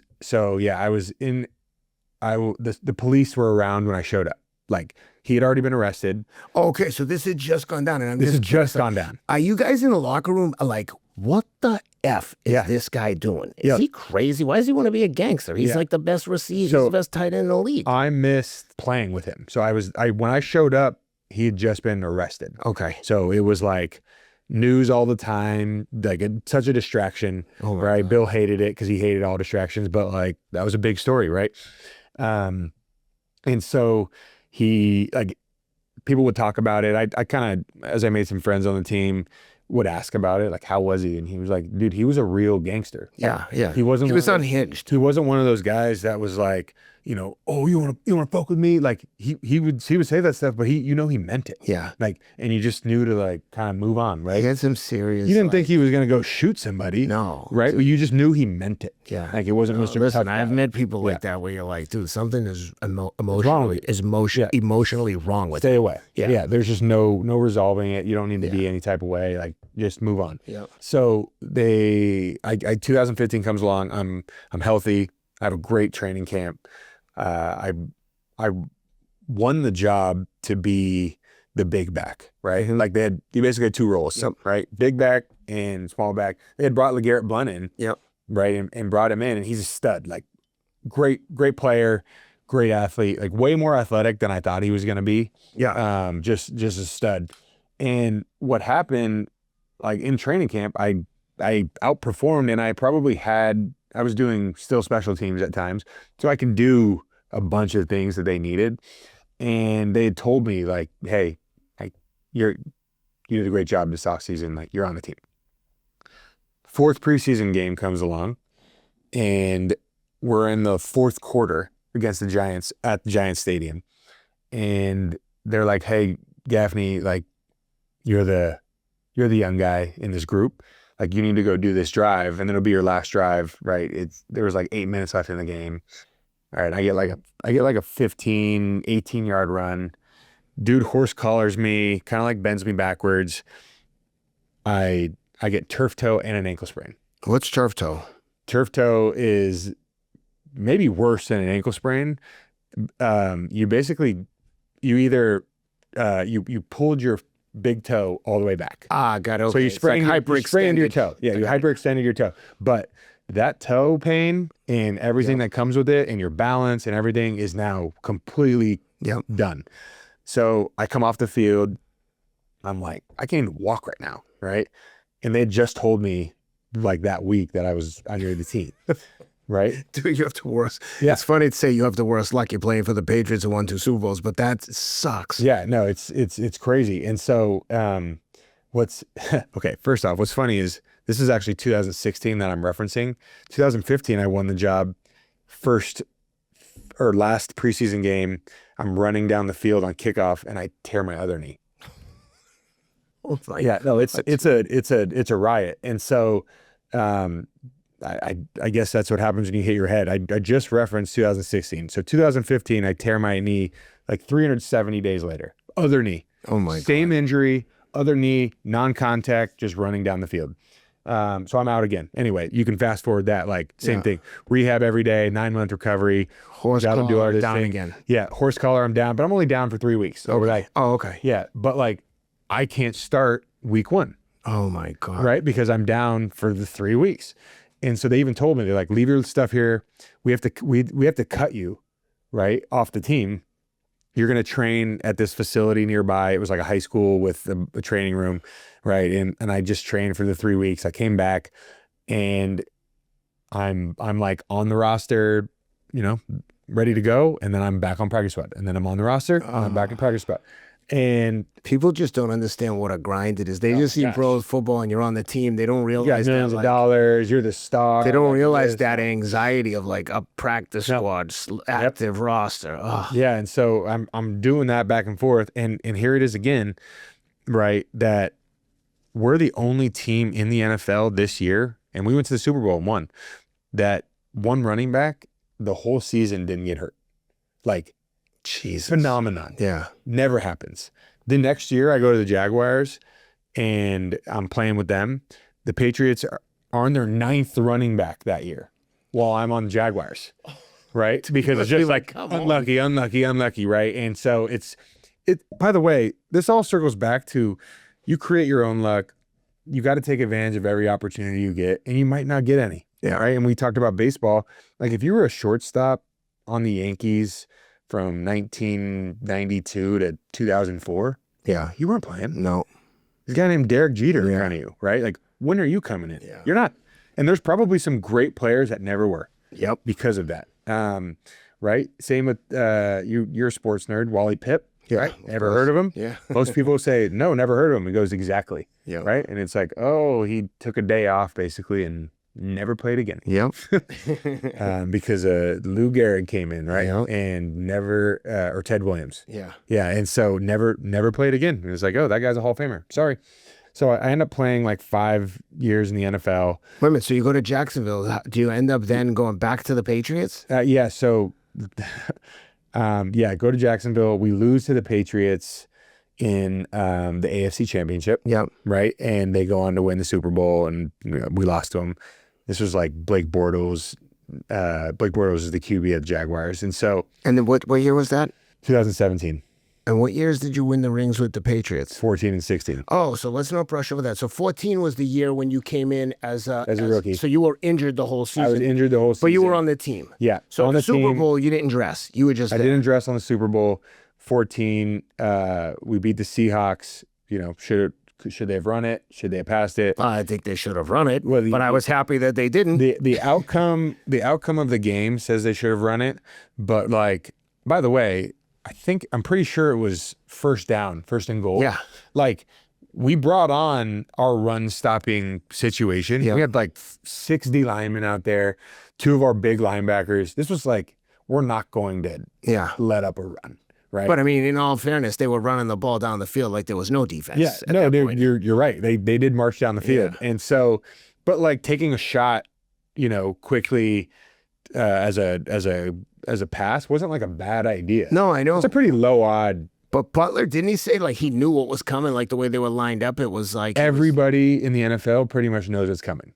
It's about execution. Yeah. It's like nobody's doing much on the other side of the ball that you don't already know. Yeah. Right? If it's if their fullbacks lined up on the right and the tight ends on the same side, like there's only a handful of plays they're really going to run. Yeah. There's like little nuances to things, but like, I mean, you can listen to Luke Kuechly play defense. Just listen to him mic'd up. Yeah. Every time there was a screen or this or that, he was calling it out. Yeah, like, I know. Hey, screen left to 44. Like, the guys who understand that stuff, like Romo when he's calling the game, they're like savants. He's like, oh, look at the guy in motion. He's going to check it down. He's going to hit Gronk on a quick slant. And I'm like, it's like he knows the plays. But like watching speaking of that, in the most recent Super Bowl, Seattle and Patriots, they said that somehow Seattle had some tell where they basically knew every play. And when you watch the game, you're like, in hindsight, you're like, of course they did. They knew they were on.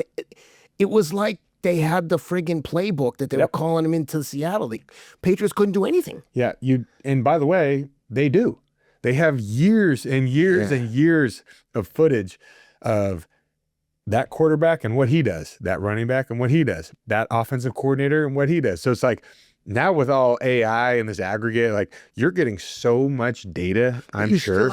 You still have to execute and then be aware of a trick play. Like, oh, they faked the run and they faked the handoff and now they're just going deep and everyone thinks it's a run. So with trick plays in football, they're few and far between because they're high risk. Yeah. Right? Like you can't fumble. You might take a huge sack. Like, so most people aren't running trick plays. They're running like nuanced stuff off of what you think. Like I might run a post here, but instead I'm running an out route. Yeah. Right. And it's just like you change it up that way, but it's really hard. But if you execute, that's right, then it doesn't matter. Yeah. Right. If I say I'm running the ball to the left here, I'm running power left, and everybody blocks. Yeah. Then we're good. Because that's like the Patriots mantra, right? Do your job. Like it's all do your job. It looks like a organized chaos, but it's actually a series of one-on-one plays. Yes. Like the cornerback on a run up the middle has nothing to do with it unless it breaks through. So like he doesn't but he needs to do his job because the minute he like bites on that run and it's a fake handoff and like over his head, right? Yep. Exactly. But everyone's doing their job. The team that has every person doing their job perfectly is like the team that wins when a game is close. Without a doubt. Whoever does their job more often and more consistently is winning the game. So in 16, what happens when they win the Super Bowl there? That's the 28-3. So I'm on the roster, you dressed half the season. I'm dressed. We're practice squad sometimes, and then we dress. And so for the Super Bowl, do they dress everybody? No, they don't. Okay. They don't dress everybody. So some teams, it depends who you were, but Bill Belichick said if you weren't playing, you were basically a distraction. Oh, gotcha. Right? Okay. That makes sense. Like a lot of teams brought their practice squad players to away games and said, like, we're all suiting up, we're all doing this together, we're going to be in this together. Bill said, if you're on the practice squad and you're not, or you're on the roster and not playing, you ain't coming. Right? Because you're just a distraction. Listen, it worked. It's hard to argue with anything that you did. No, exactly right. And by the way, if it's working, then you buy in. Yeah. I had that experience actually with the Jaguars. Tom Coughlin came in, and the Jaguars were a little bit of a disarray the year before. Yeah. And my first year there, they bring in Tom Coughlin. He's like very militant. Yeah. Like we had, as grown men, had table names and you had to sit in that seat, and he was like shuffling them up so you'd like meet somebody new that day. And it's like, bro, I got 4 kids. Like you're not gonna tell me where to sit in a cafeteria, right? And then they win the first game, we win the second game, we win the third game. Now everybody's bought in. Like everyone's saying like, we have to act this way, we have to do this, and right, because it's working. Now if it's not working, they're the quickest to turn on you. As well. So it's like, fuck this guy, like he's being an asshole, and we're losing. Right? We're out. But winning cures everything. So in 16, how do you get the call? Like you're back and forth, active roster, practice squad. When do they tell you you're on the active roster for the Super Bowl? So I was actually inactive on the roster. So inactive, you can be on the roster and be active or inactive. Right? And if you're inactive, you're not playing. So with Bill, you're not suiting up either. Right? It's just like, see you later. And so ultimately I'm up in a suite, right? Like watching the game with the rest of our team that are either hurt, right? You have a bunch of guys like with their casts on and they're here. They look like a bunch of war veterans, right? Because you have a handful of players over the whole season that get hurt. Like I forgot there was a couple guys on our team because instead of staying at the facility, no, they would go to their guy. Right. Which is looked down upon with the Patriots. And so they'd go home. So I didn't even remember that we had some of these players because they weren't there all season long. But Super Bowl, they show back up and, he's in a sling, torn up. And it's like, dude, I haven't seen you since week 2. Right. Which good for you. Right. I chose when I was hurt to rehab there because I wanted to be, it probably got me another year on the team because I was contributing. And so, this is a Super Bowl 28-3. We're down at halftime, and just as much as we won the game and played a perfect game from there on out, not even perfect, pretty perfect, the Falcons lost that game. No, for sure. Like it was crazy to watch. You could have run, in my opinion, they dang near could have run the ball the whole second half. And probably just ran out of time. That's right. Like, having these turnovers, getting sack fumble, But we came out in the second half, right? And we're like, okay, we just need to stop them and we'll be good. First drive. So this is the one you're in the suite. You're not. Yeah, no, you're in the suite. So you're not in the locker room and hearing what he's saying at halftime. Any idea what he said? Oh yeah, it was very serene. It was calm. It was like, we just need to do our job. Like, we're making plays. Yeah. We're just not finishing. And does Tom get up and speak too?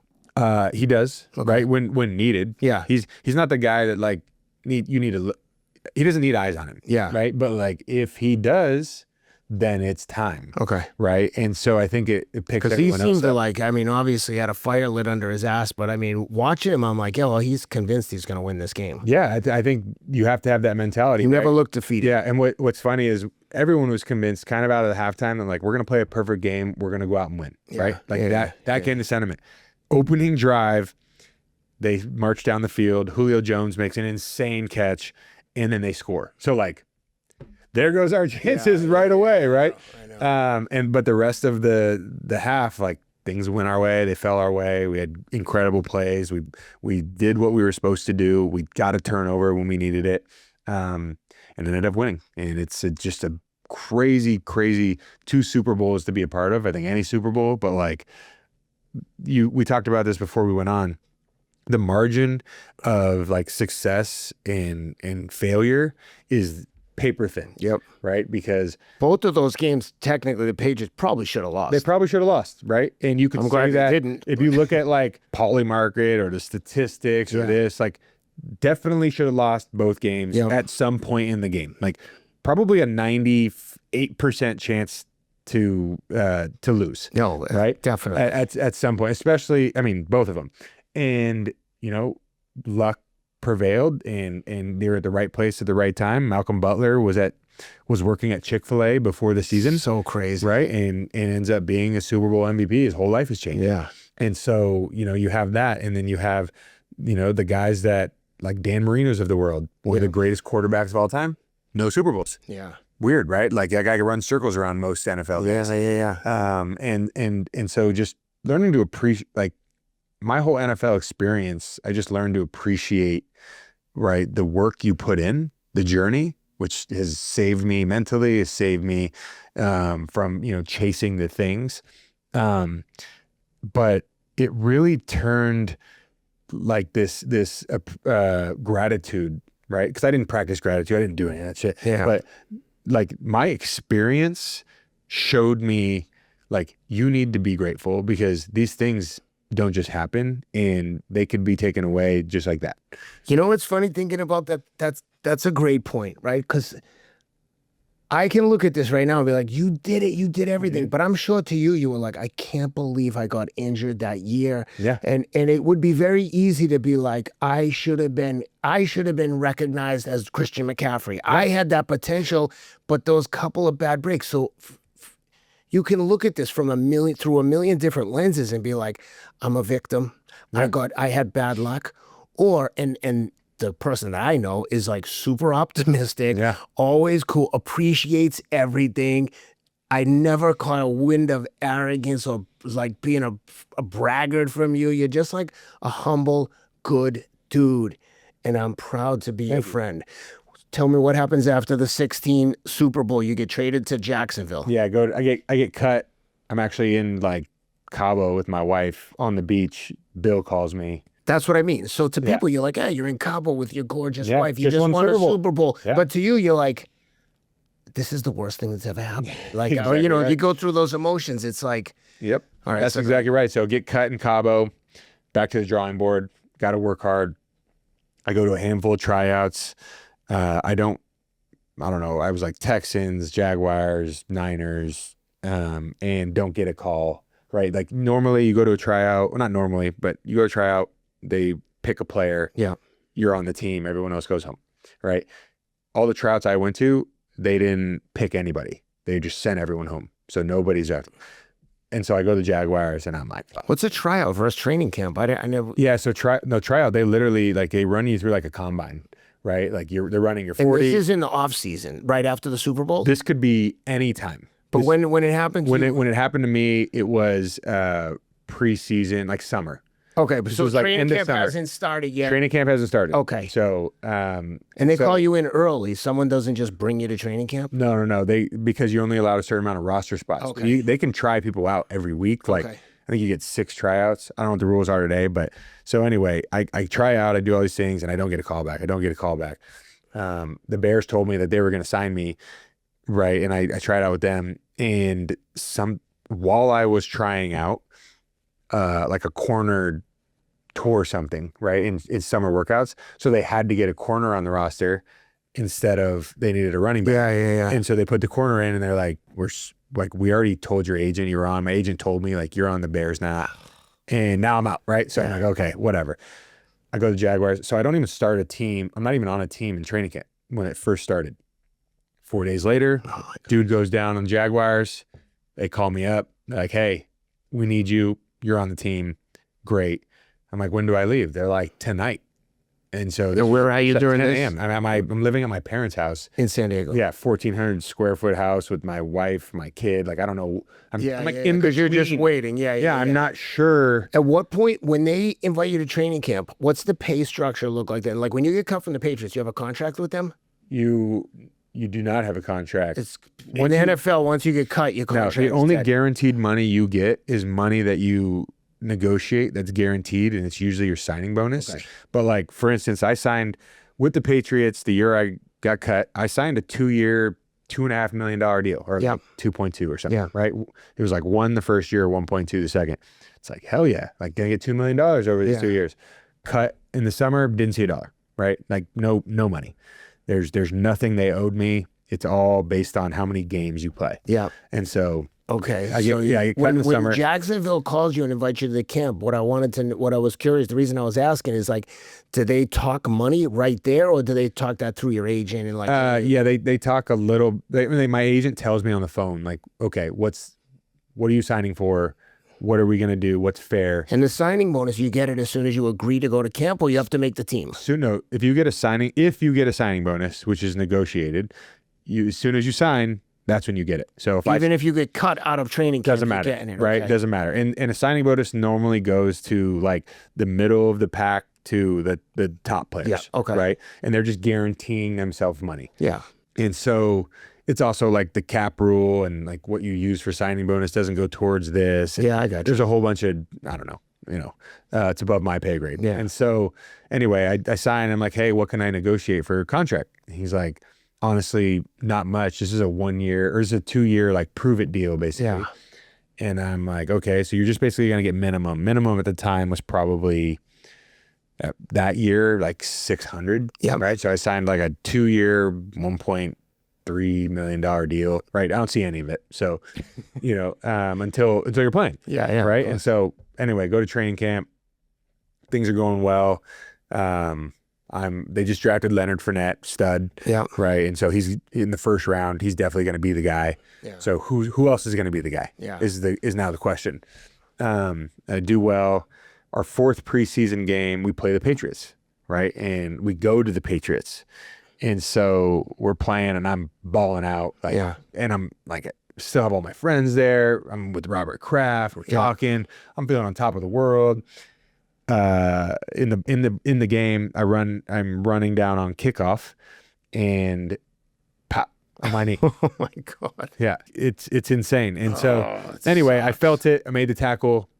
I finished practice. It's like, doesn't feel like the other ones. Yeah. Maybe I broke some cartilage or whatever. Like no big deal. Right. I actually go to practice the next day, and I realize like, man, this like it still doesn't feel right. Like I need a break, or I don't want to get hurt. Yeah. So like, okay, well, we'll go MRI you. So I go through the Patriots protocol because we're at the Patriots and I'm on the Jaguars.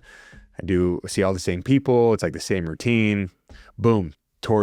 Same thing. Tore your meniscus. Oh my God. Right. And non-contact, didn't touch anybody. And so I'm like, dude, this is like from God. Yeah. Like I've never been hurt. I played sports my whole life, never tore anything. What's going on?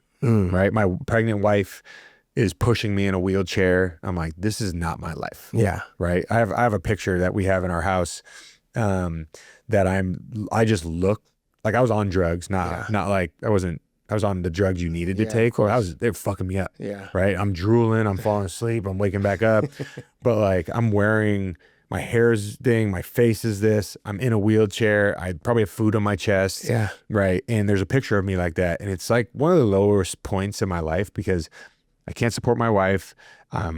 Literally physically can't support her. She's pushing me. We went to this concert one time and I remember her pushing me around the concert in a wheelchair. Oh my God. Yeah. And she's pregnant. She's like 7 months pregnant. Right. But like we wanted to go to this. Yeah. She had some of her favorite people. I had some of mine. It was like a whole ordeal. And, but I just knew at that moment, I got a moment of clarity. It's like, yeah, I'm done. Yeah. Like I am done with football because there's no amount of money in the world anymore. Right. That I'm going to keep doing this. Yeah. Because I can't hold my kids. Yeah. I'm at Disneyland in a wheelchair. I'm at concerts in a wheelchair. I'm like, how am I going to be able to walk okay? I don't know. Right. They said, you know, the arthritis will come later. Right. You know, knock on wood, feel good today. But, yeah, man, it was a crazy journey, but I say all this and it didn't end there because I went back to the minor leagues, played baseball. Oh, really? Yeah. Oh, I didn't know that. So how many years you playing baseball? Yeah. So I played baseball almost a total of 3 years. Your wife's got to be like, what? Yes. Brought her and my 2 kids. Right. We're living in just quick transition. All of a sudden I'm in baseball. We were in like private jets. We were in Penthouse, New York. We were eating food, best food in the world, minor leagues. I make the team. I end up in AA, like doing well. Oh, good. I get promoted from high A, go to AA, bring my wife to middle of a coal mining town in Pennsylvania, right? That's where we're playing out of, Altoona.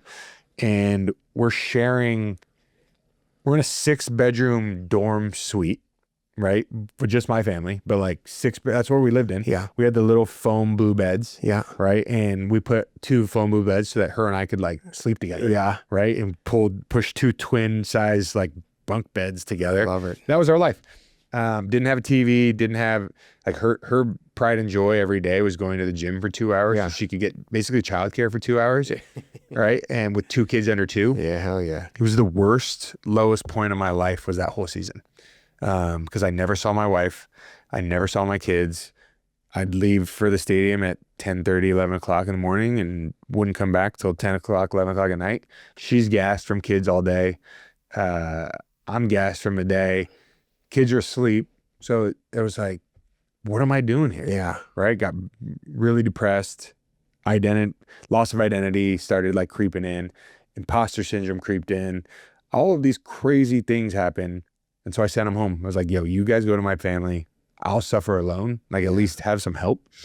That's a real thing though. When you're like a superstar at Stanford, you play in the NFL, you got 2 Super Bowl rings. At the end of the day, like you have 0 work experience. 0. Right. And you're right.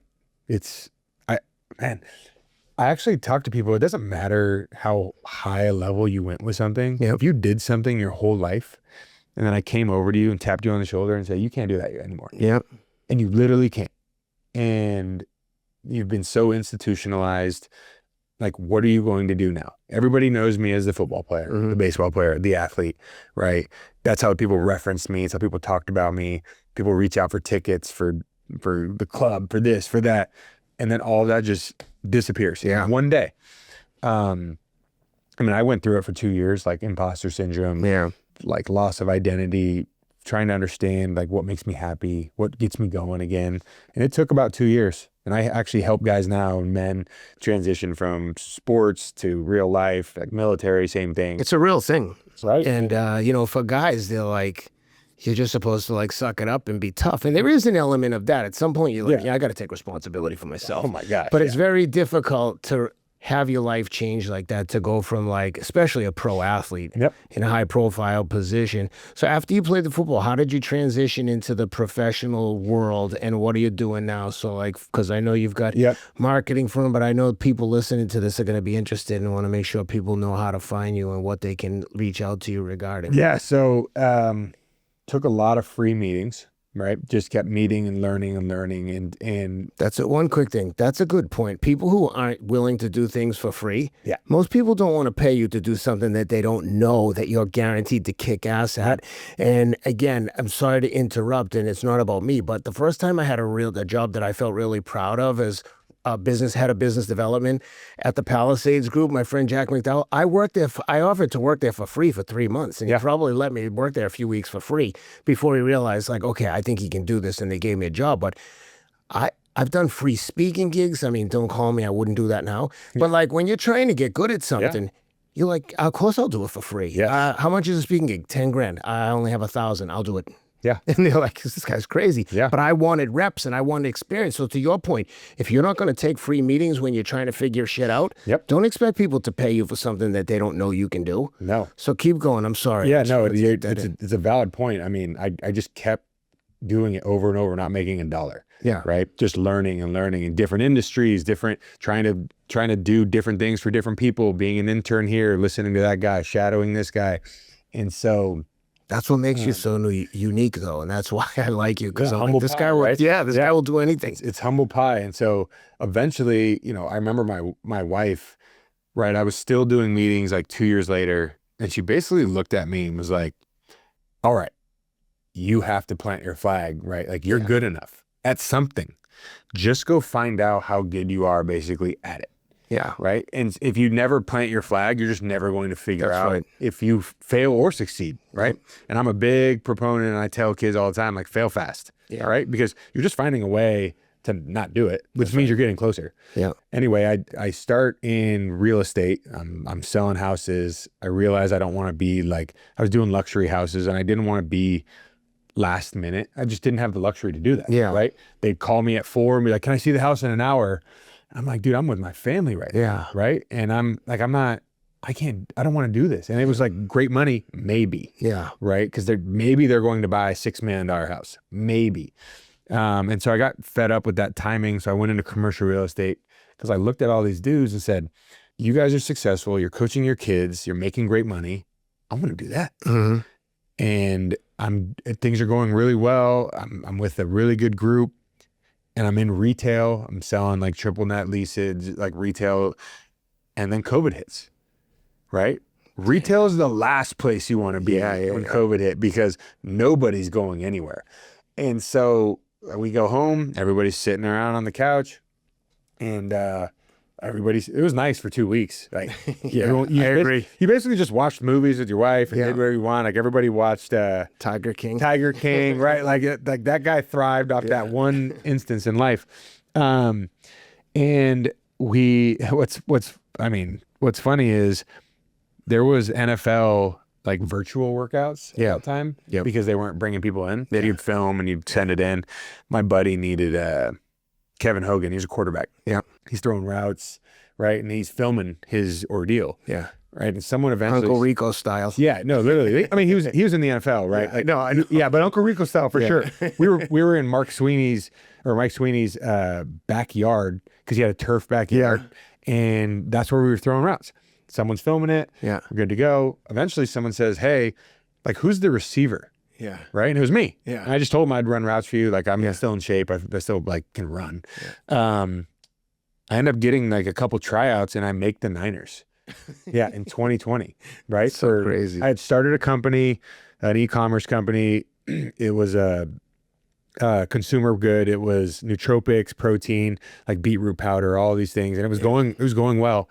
And 9 months in, it's like, hey, you have a chance to go back to the NFL. And I said, okay. And I go to the Niners. I play the last 3 games of the season with them. And do you dress for any of the games? I don't dress. Okay. Right. Yeah. So I'm just a backup, like hoping someone gets COVID, basically. Yeah. But I'm in Glendale, Arizona, because they shut down sports in the Bay. Yeah.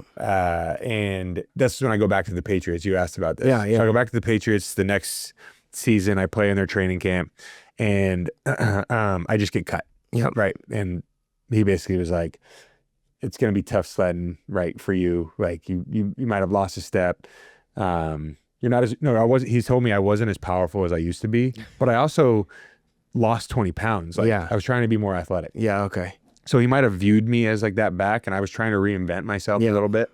Didn't work. But I was watching all these, when I was trying out, dudes were born in 2000. Yeah. I'm like, I guess it's very young. Yeah. Right? And I'm like watching these guys on TikTok doing these dances, and just the whole thing changed. And I just knew I wanted to be with my family then. Yeah. So I said, okay, we're done. And you asked me like, oh, you look like you can still play. It's like, I can't, right? I don't have the heart. Like, I know what you mean. It got broken out of me with injuries. Yeah. And it's sad to say, right? And I love the game. I would love to play. But when you are facing a guy that wants it more than he wants his own life. Yes. And you don't, it shows up. Right. And I can't avoid it. I know. I think I feel the same way when I do races and someone's like, oh, why don't you run this race? I'm like, because for me to like run the way I want to run, and I don't claim that this is the answer and people shouldn't try to be like me by any means. This is like a blessing and a curse. Yeah. If I'm not willing to die to win, like I'm not going to win because I have no like natural gifts. I have to go there and like attack like a friggin' lunatic. Yeah. And that's not necessarily my most attractive color. No. Yeah. The willing to die is so important, because as a running back, like when you get the ball and you have to run through my God, some linebacker's face, like I used to be like, I'm going to run through this motherfucker's face. And it wasn't even a thing. Yeah. Like, no problem. That's right. I'm ready to roll. And then I got injured. And the game got hard and my life got hard and it was depressed. And then I got injured. And then now I'm looking at that guy who's 8 years younger than me and he's fighting for his life. Yeah. Like, he will run straight through me without a blink. Yeah. And I'm thinking about it because my shoulder hurts. I know. My knee hurts. My hip hurts. I'm like, I'm taking all this medicine to just get going. That starts to show up every day, right? And I could feel it, and I was fighting it. Like, I'm good, right? And then I look back at it, and that was really kind of fell out of love with the passion, at least. I love the game now. I love watching it with my kids. But I run marketing consulting, so I help people get from like A to B in their company. So when you go, hold on one second. When you get cut from the Patriots in 21, then is that when you moved to Nashville? I moved to Nashville in 23. And what prompted the move here? What was who had roots? Nobody. Oh, okay. I knew nobody. Same with me and my wife. I mean, she went to Vanderbilt, but like 30 years before we moved here. I'd never been to Nashville. Or I mean, I played against Vanderbilt when I was at Stanford for baseball, but I'd never been to like Nashville, nor had I been to the country. Neither had I. I didn't see our house till we walked in after we bought it. Drove across the country and got here after driving all day. And I was like, all right, which house is it? She's like, it's that one. I was like, all right, cool. Yeah. But I was... Is that the house you're in still? Yeah. Amazing. When you have a wife and 4 kids, you're like, do you guys like this? I say to my wife, you're good with the house the way you like it? Yeah. Before I saw it, she's like, I love it. I was like, I can live anywhere. Yeah. I lived in shitholes my whole life. Guys could live in one of those Costco chairs and a TV and a mini fridge. Exactly. Like, we're good. Yep. Put a bed on the floor. The only thing I would need is a super expensive... I'm a huge bed snob. Oh, I have a very expensive bed. Helix mattress, 8 sleep with the adjustable thing, like the whole shit. I'm the same. So what does your wife do for work? She's an influencer, I guess. Yeah. I can say, right? She is. She's a media personality, right? She shows up on different outlets. She goes to different events and on behalf of... But does she comment on political or social topics? Yeah, so so I would say yes and no to that, right? Like, we're very passionate about the way things should be in our lives, in relationships. And it's by our success, by our friends and our mentors' success, on their relationships, on things that we just know are the right thing. But over the years, like, those things ended up being one side of a political party. Agreed. Right? And all of a sudden, we're in these political things, and she's getting invited to Mar-a-Lago and Trump and the inauguration and these things, and like what she's really talking about for the most part, like she played the game of political for a bit, but what she's talking about is like actual feminism, right? Being what a woman can be. And by the way, that's many things, but that's like empowering, not being snooty because someone chose a different path. That's right. There's so many different ways to skin the cat. And so, letting the man be the man, right? Yeah. If you want a great relationship, do not, lessen or talk shit about your man or to your man, right? Because all he has really is his confidence in his, inner circle. Yeah. Right. And if you break that down constantly or you emasculate him, that guy's ceiling is lowering. Right. And it's a woman is in control of that because she can take some nerd. This is the power of women. She can take some nerd who wasn't very confident and dressed terrible, and she can make that dude a man. I right? can think of a couple billionaires that's happened. Yeah, to. exactly. Right. And they show them how to dress. They give them confidence. They reiterate, like, Introduce them to the gym. They all of these things they help them with, right? And they can really create them or they can tear them down. So my wife's talking about a lot of these things and the nuclear family. And it's just becoming more and more political. Now we're on, which is crazy. Jesse Waters. Now we're on this. And it's like, what are the liberals doing? And what is this happening? And it's like, for me personally, I don't know enough politics to make a comment, but common sense for me has been one-sided most of the time. Yeah. Right? And it's not even I chose that side. It's like I chose the common sense answer and, oh, that's a side? Yeah. Oh, got it. Okay. I got you. And so, my wife crushes it. She's an incredible speaker. Yep. She'd do 10 times better than me on here. And you'll have her on eventually. She's my best friend, and that's it at the end of the day. So I love following her. I don't know her really well, but I know her just from chit chat. Like occasionally I'll send her messages because her stuff is good. But yeah, traditional roles. Listen, my wife is a stay-at-home mom, has 4 kids. Like that's what she wanted to do. I knew when I met her, her dream job was to be a wife and a mom, and I was like, that's what I wanted. But and what are you doing now for the e-commerce, like for people out there? We have a handful of companies that we've created, some going really well, some not. But I spend all my time with the marketing side of consumer product goods, or I'm really leaning into helping the men transition from sport to like what's new in life. Yeah, that's actually taking up a lot of my time, and I did it for free for a while because I was just helping my friends, right? And unfortunately, I've had like 5 teammates from Stanford actually commit suicide. Wow. And COVID like probably accelerated and maybe made some of those happen. But it's just like all of these dudes go through the same thing, right? No matter who you are, no matter what level you got to, like they are trying to figure out their life, and being a man is heavy. There's so many things that get put on your shoulder, and you do have to toughen up, right? Like, yes, you're allowed to have these emotions, and you're going to go through crazy times, and you're allowed to feel these ways, and you're allowed to cry, and you're allowed to do all these things. But like, you need to step up as well, right? You can't have a pity party. No, right? Like there's no pity party allowed. I'll tell you one thing that I said to my wife is when I'm being a baby and if we're bickering, and I'm like going through it, and I come home, especially coming home from travel, it takes me a minute to decompress. Like I hate traffic, I hate the airport. And I was saying to her the other day, I'm like, dude, you're doing all the fun stuff. I'm doing I'm shoveling shit against the tide. I'm like catching shrapnel from every yelder. Now, this isn't the right answer. I'm letting you in on like my bad behavior. And I'm just like ranting to her. I'm like, you're doing your dream job. Like I'm out there. I don't want to be out dealing with some of these people, but I'm like out doing all the hard shit. I just want to come home and relax. And then I come to my senses and realize like I'm being an asshole. I'm like taking out all my frustrations with the world and with life. And I try to be grateful for everything. But, it doesn't matter what it is if you just get caught up in the emotion. And then I start ranting and venting at her. And then I catch myself and I'm like, I'm sorry. You didn't deserve that. I'm like going through it right now. And how would you know? You weren't just with me the last 6 hours that I was delayed in LaGuardia and yelled at by friggin' Delta gate agent. So do you work with independent brands now? Like, so if brands reach out to you, you help with basically handle their marketing strategy? Yeah, so handful of ways that I'll do that.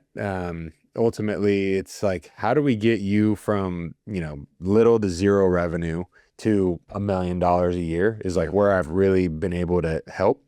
After that, it's like, I don't want to, unless it's my brand, I'm not spending more time from there on. Like I'll still be an advisor. I'll still be part-time. But like I'll really grind with you, and I love that aspect of it. And so that's where I make my hay. I say from 0 to 1. Right. It's kind of like, let's get you going, and then I'll be there to help.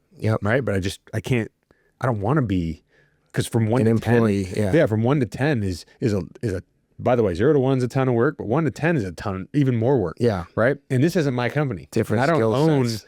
like the upside for me is not that great for the rest of this. Like I own a couple percent. Okay. You own 90%, right? You make a $5 million business, you're doing well. Like how much am I going to grind for? Yeah. Right. And so, no, I love it. I love the health and wellness space, consumer product. I'm always trying to find like ways to innovate with other founders. It's just like a passion, right? Yeah. Especially today with everything being AI, everything being like, you don't know what's real anymore. I know. But it's fair playing ground. Yeah. Everyone has access. If you don't have access, pay $20 to ChatGPT right now, and you have complete access as everyone else has. Exactly. So go figure it out. Well, for any brands out there that are watching this and looking to help with marketing, Tyler Gaffney is your man. I can't stress to you how much integrity and character this guy has. I don't say that lightly. I don't bring people in here just to blow smoke up their asses, as anyone who listens knows. But this is an awesome guy, sick athlete, shows up anytime I ask him to work out. He's like there every time, never an excuse, and just a world-class guy, great dad, and thanks for doing this, my brother. I love you. I appreciate you. And I love wearing these Super Bowl rings like a big dweeb. Let's go. Guys, thanks for being with us. Don't forget my book, Everything You Want Is on the Other Side of Hard, comes without the Super Bowl rings. If you haven't got the book already, please do so. I appreciate everyone. Thanks for being with us, guys. See you next time. Boom. Boom. Let's go.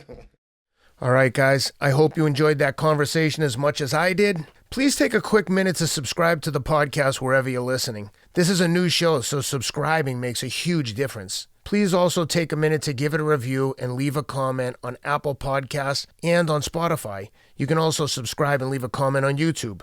Again, this is really important for us, especially now since we're just getting started. Please also check out all of our sponsors. They make the show possible, and honestly, I love and use every single product we talk about on the show. You can learn more about me, this podcast, and also find links to purchase my upcoming memoir at theothersideofhard.com.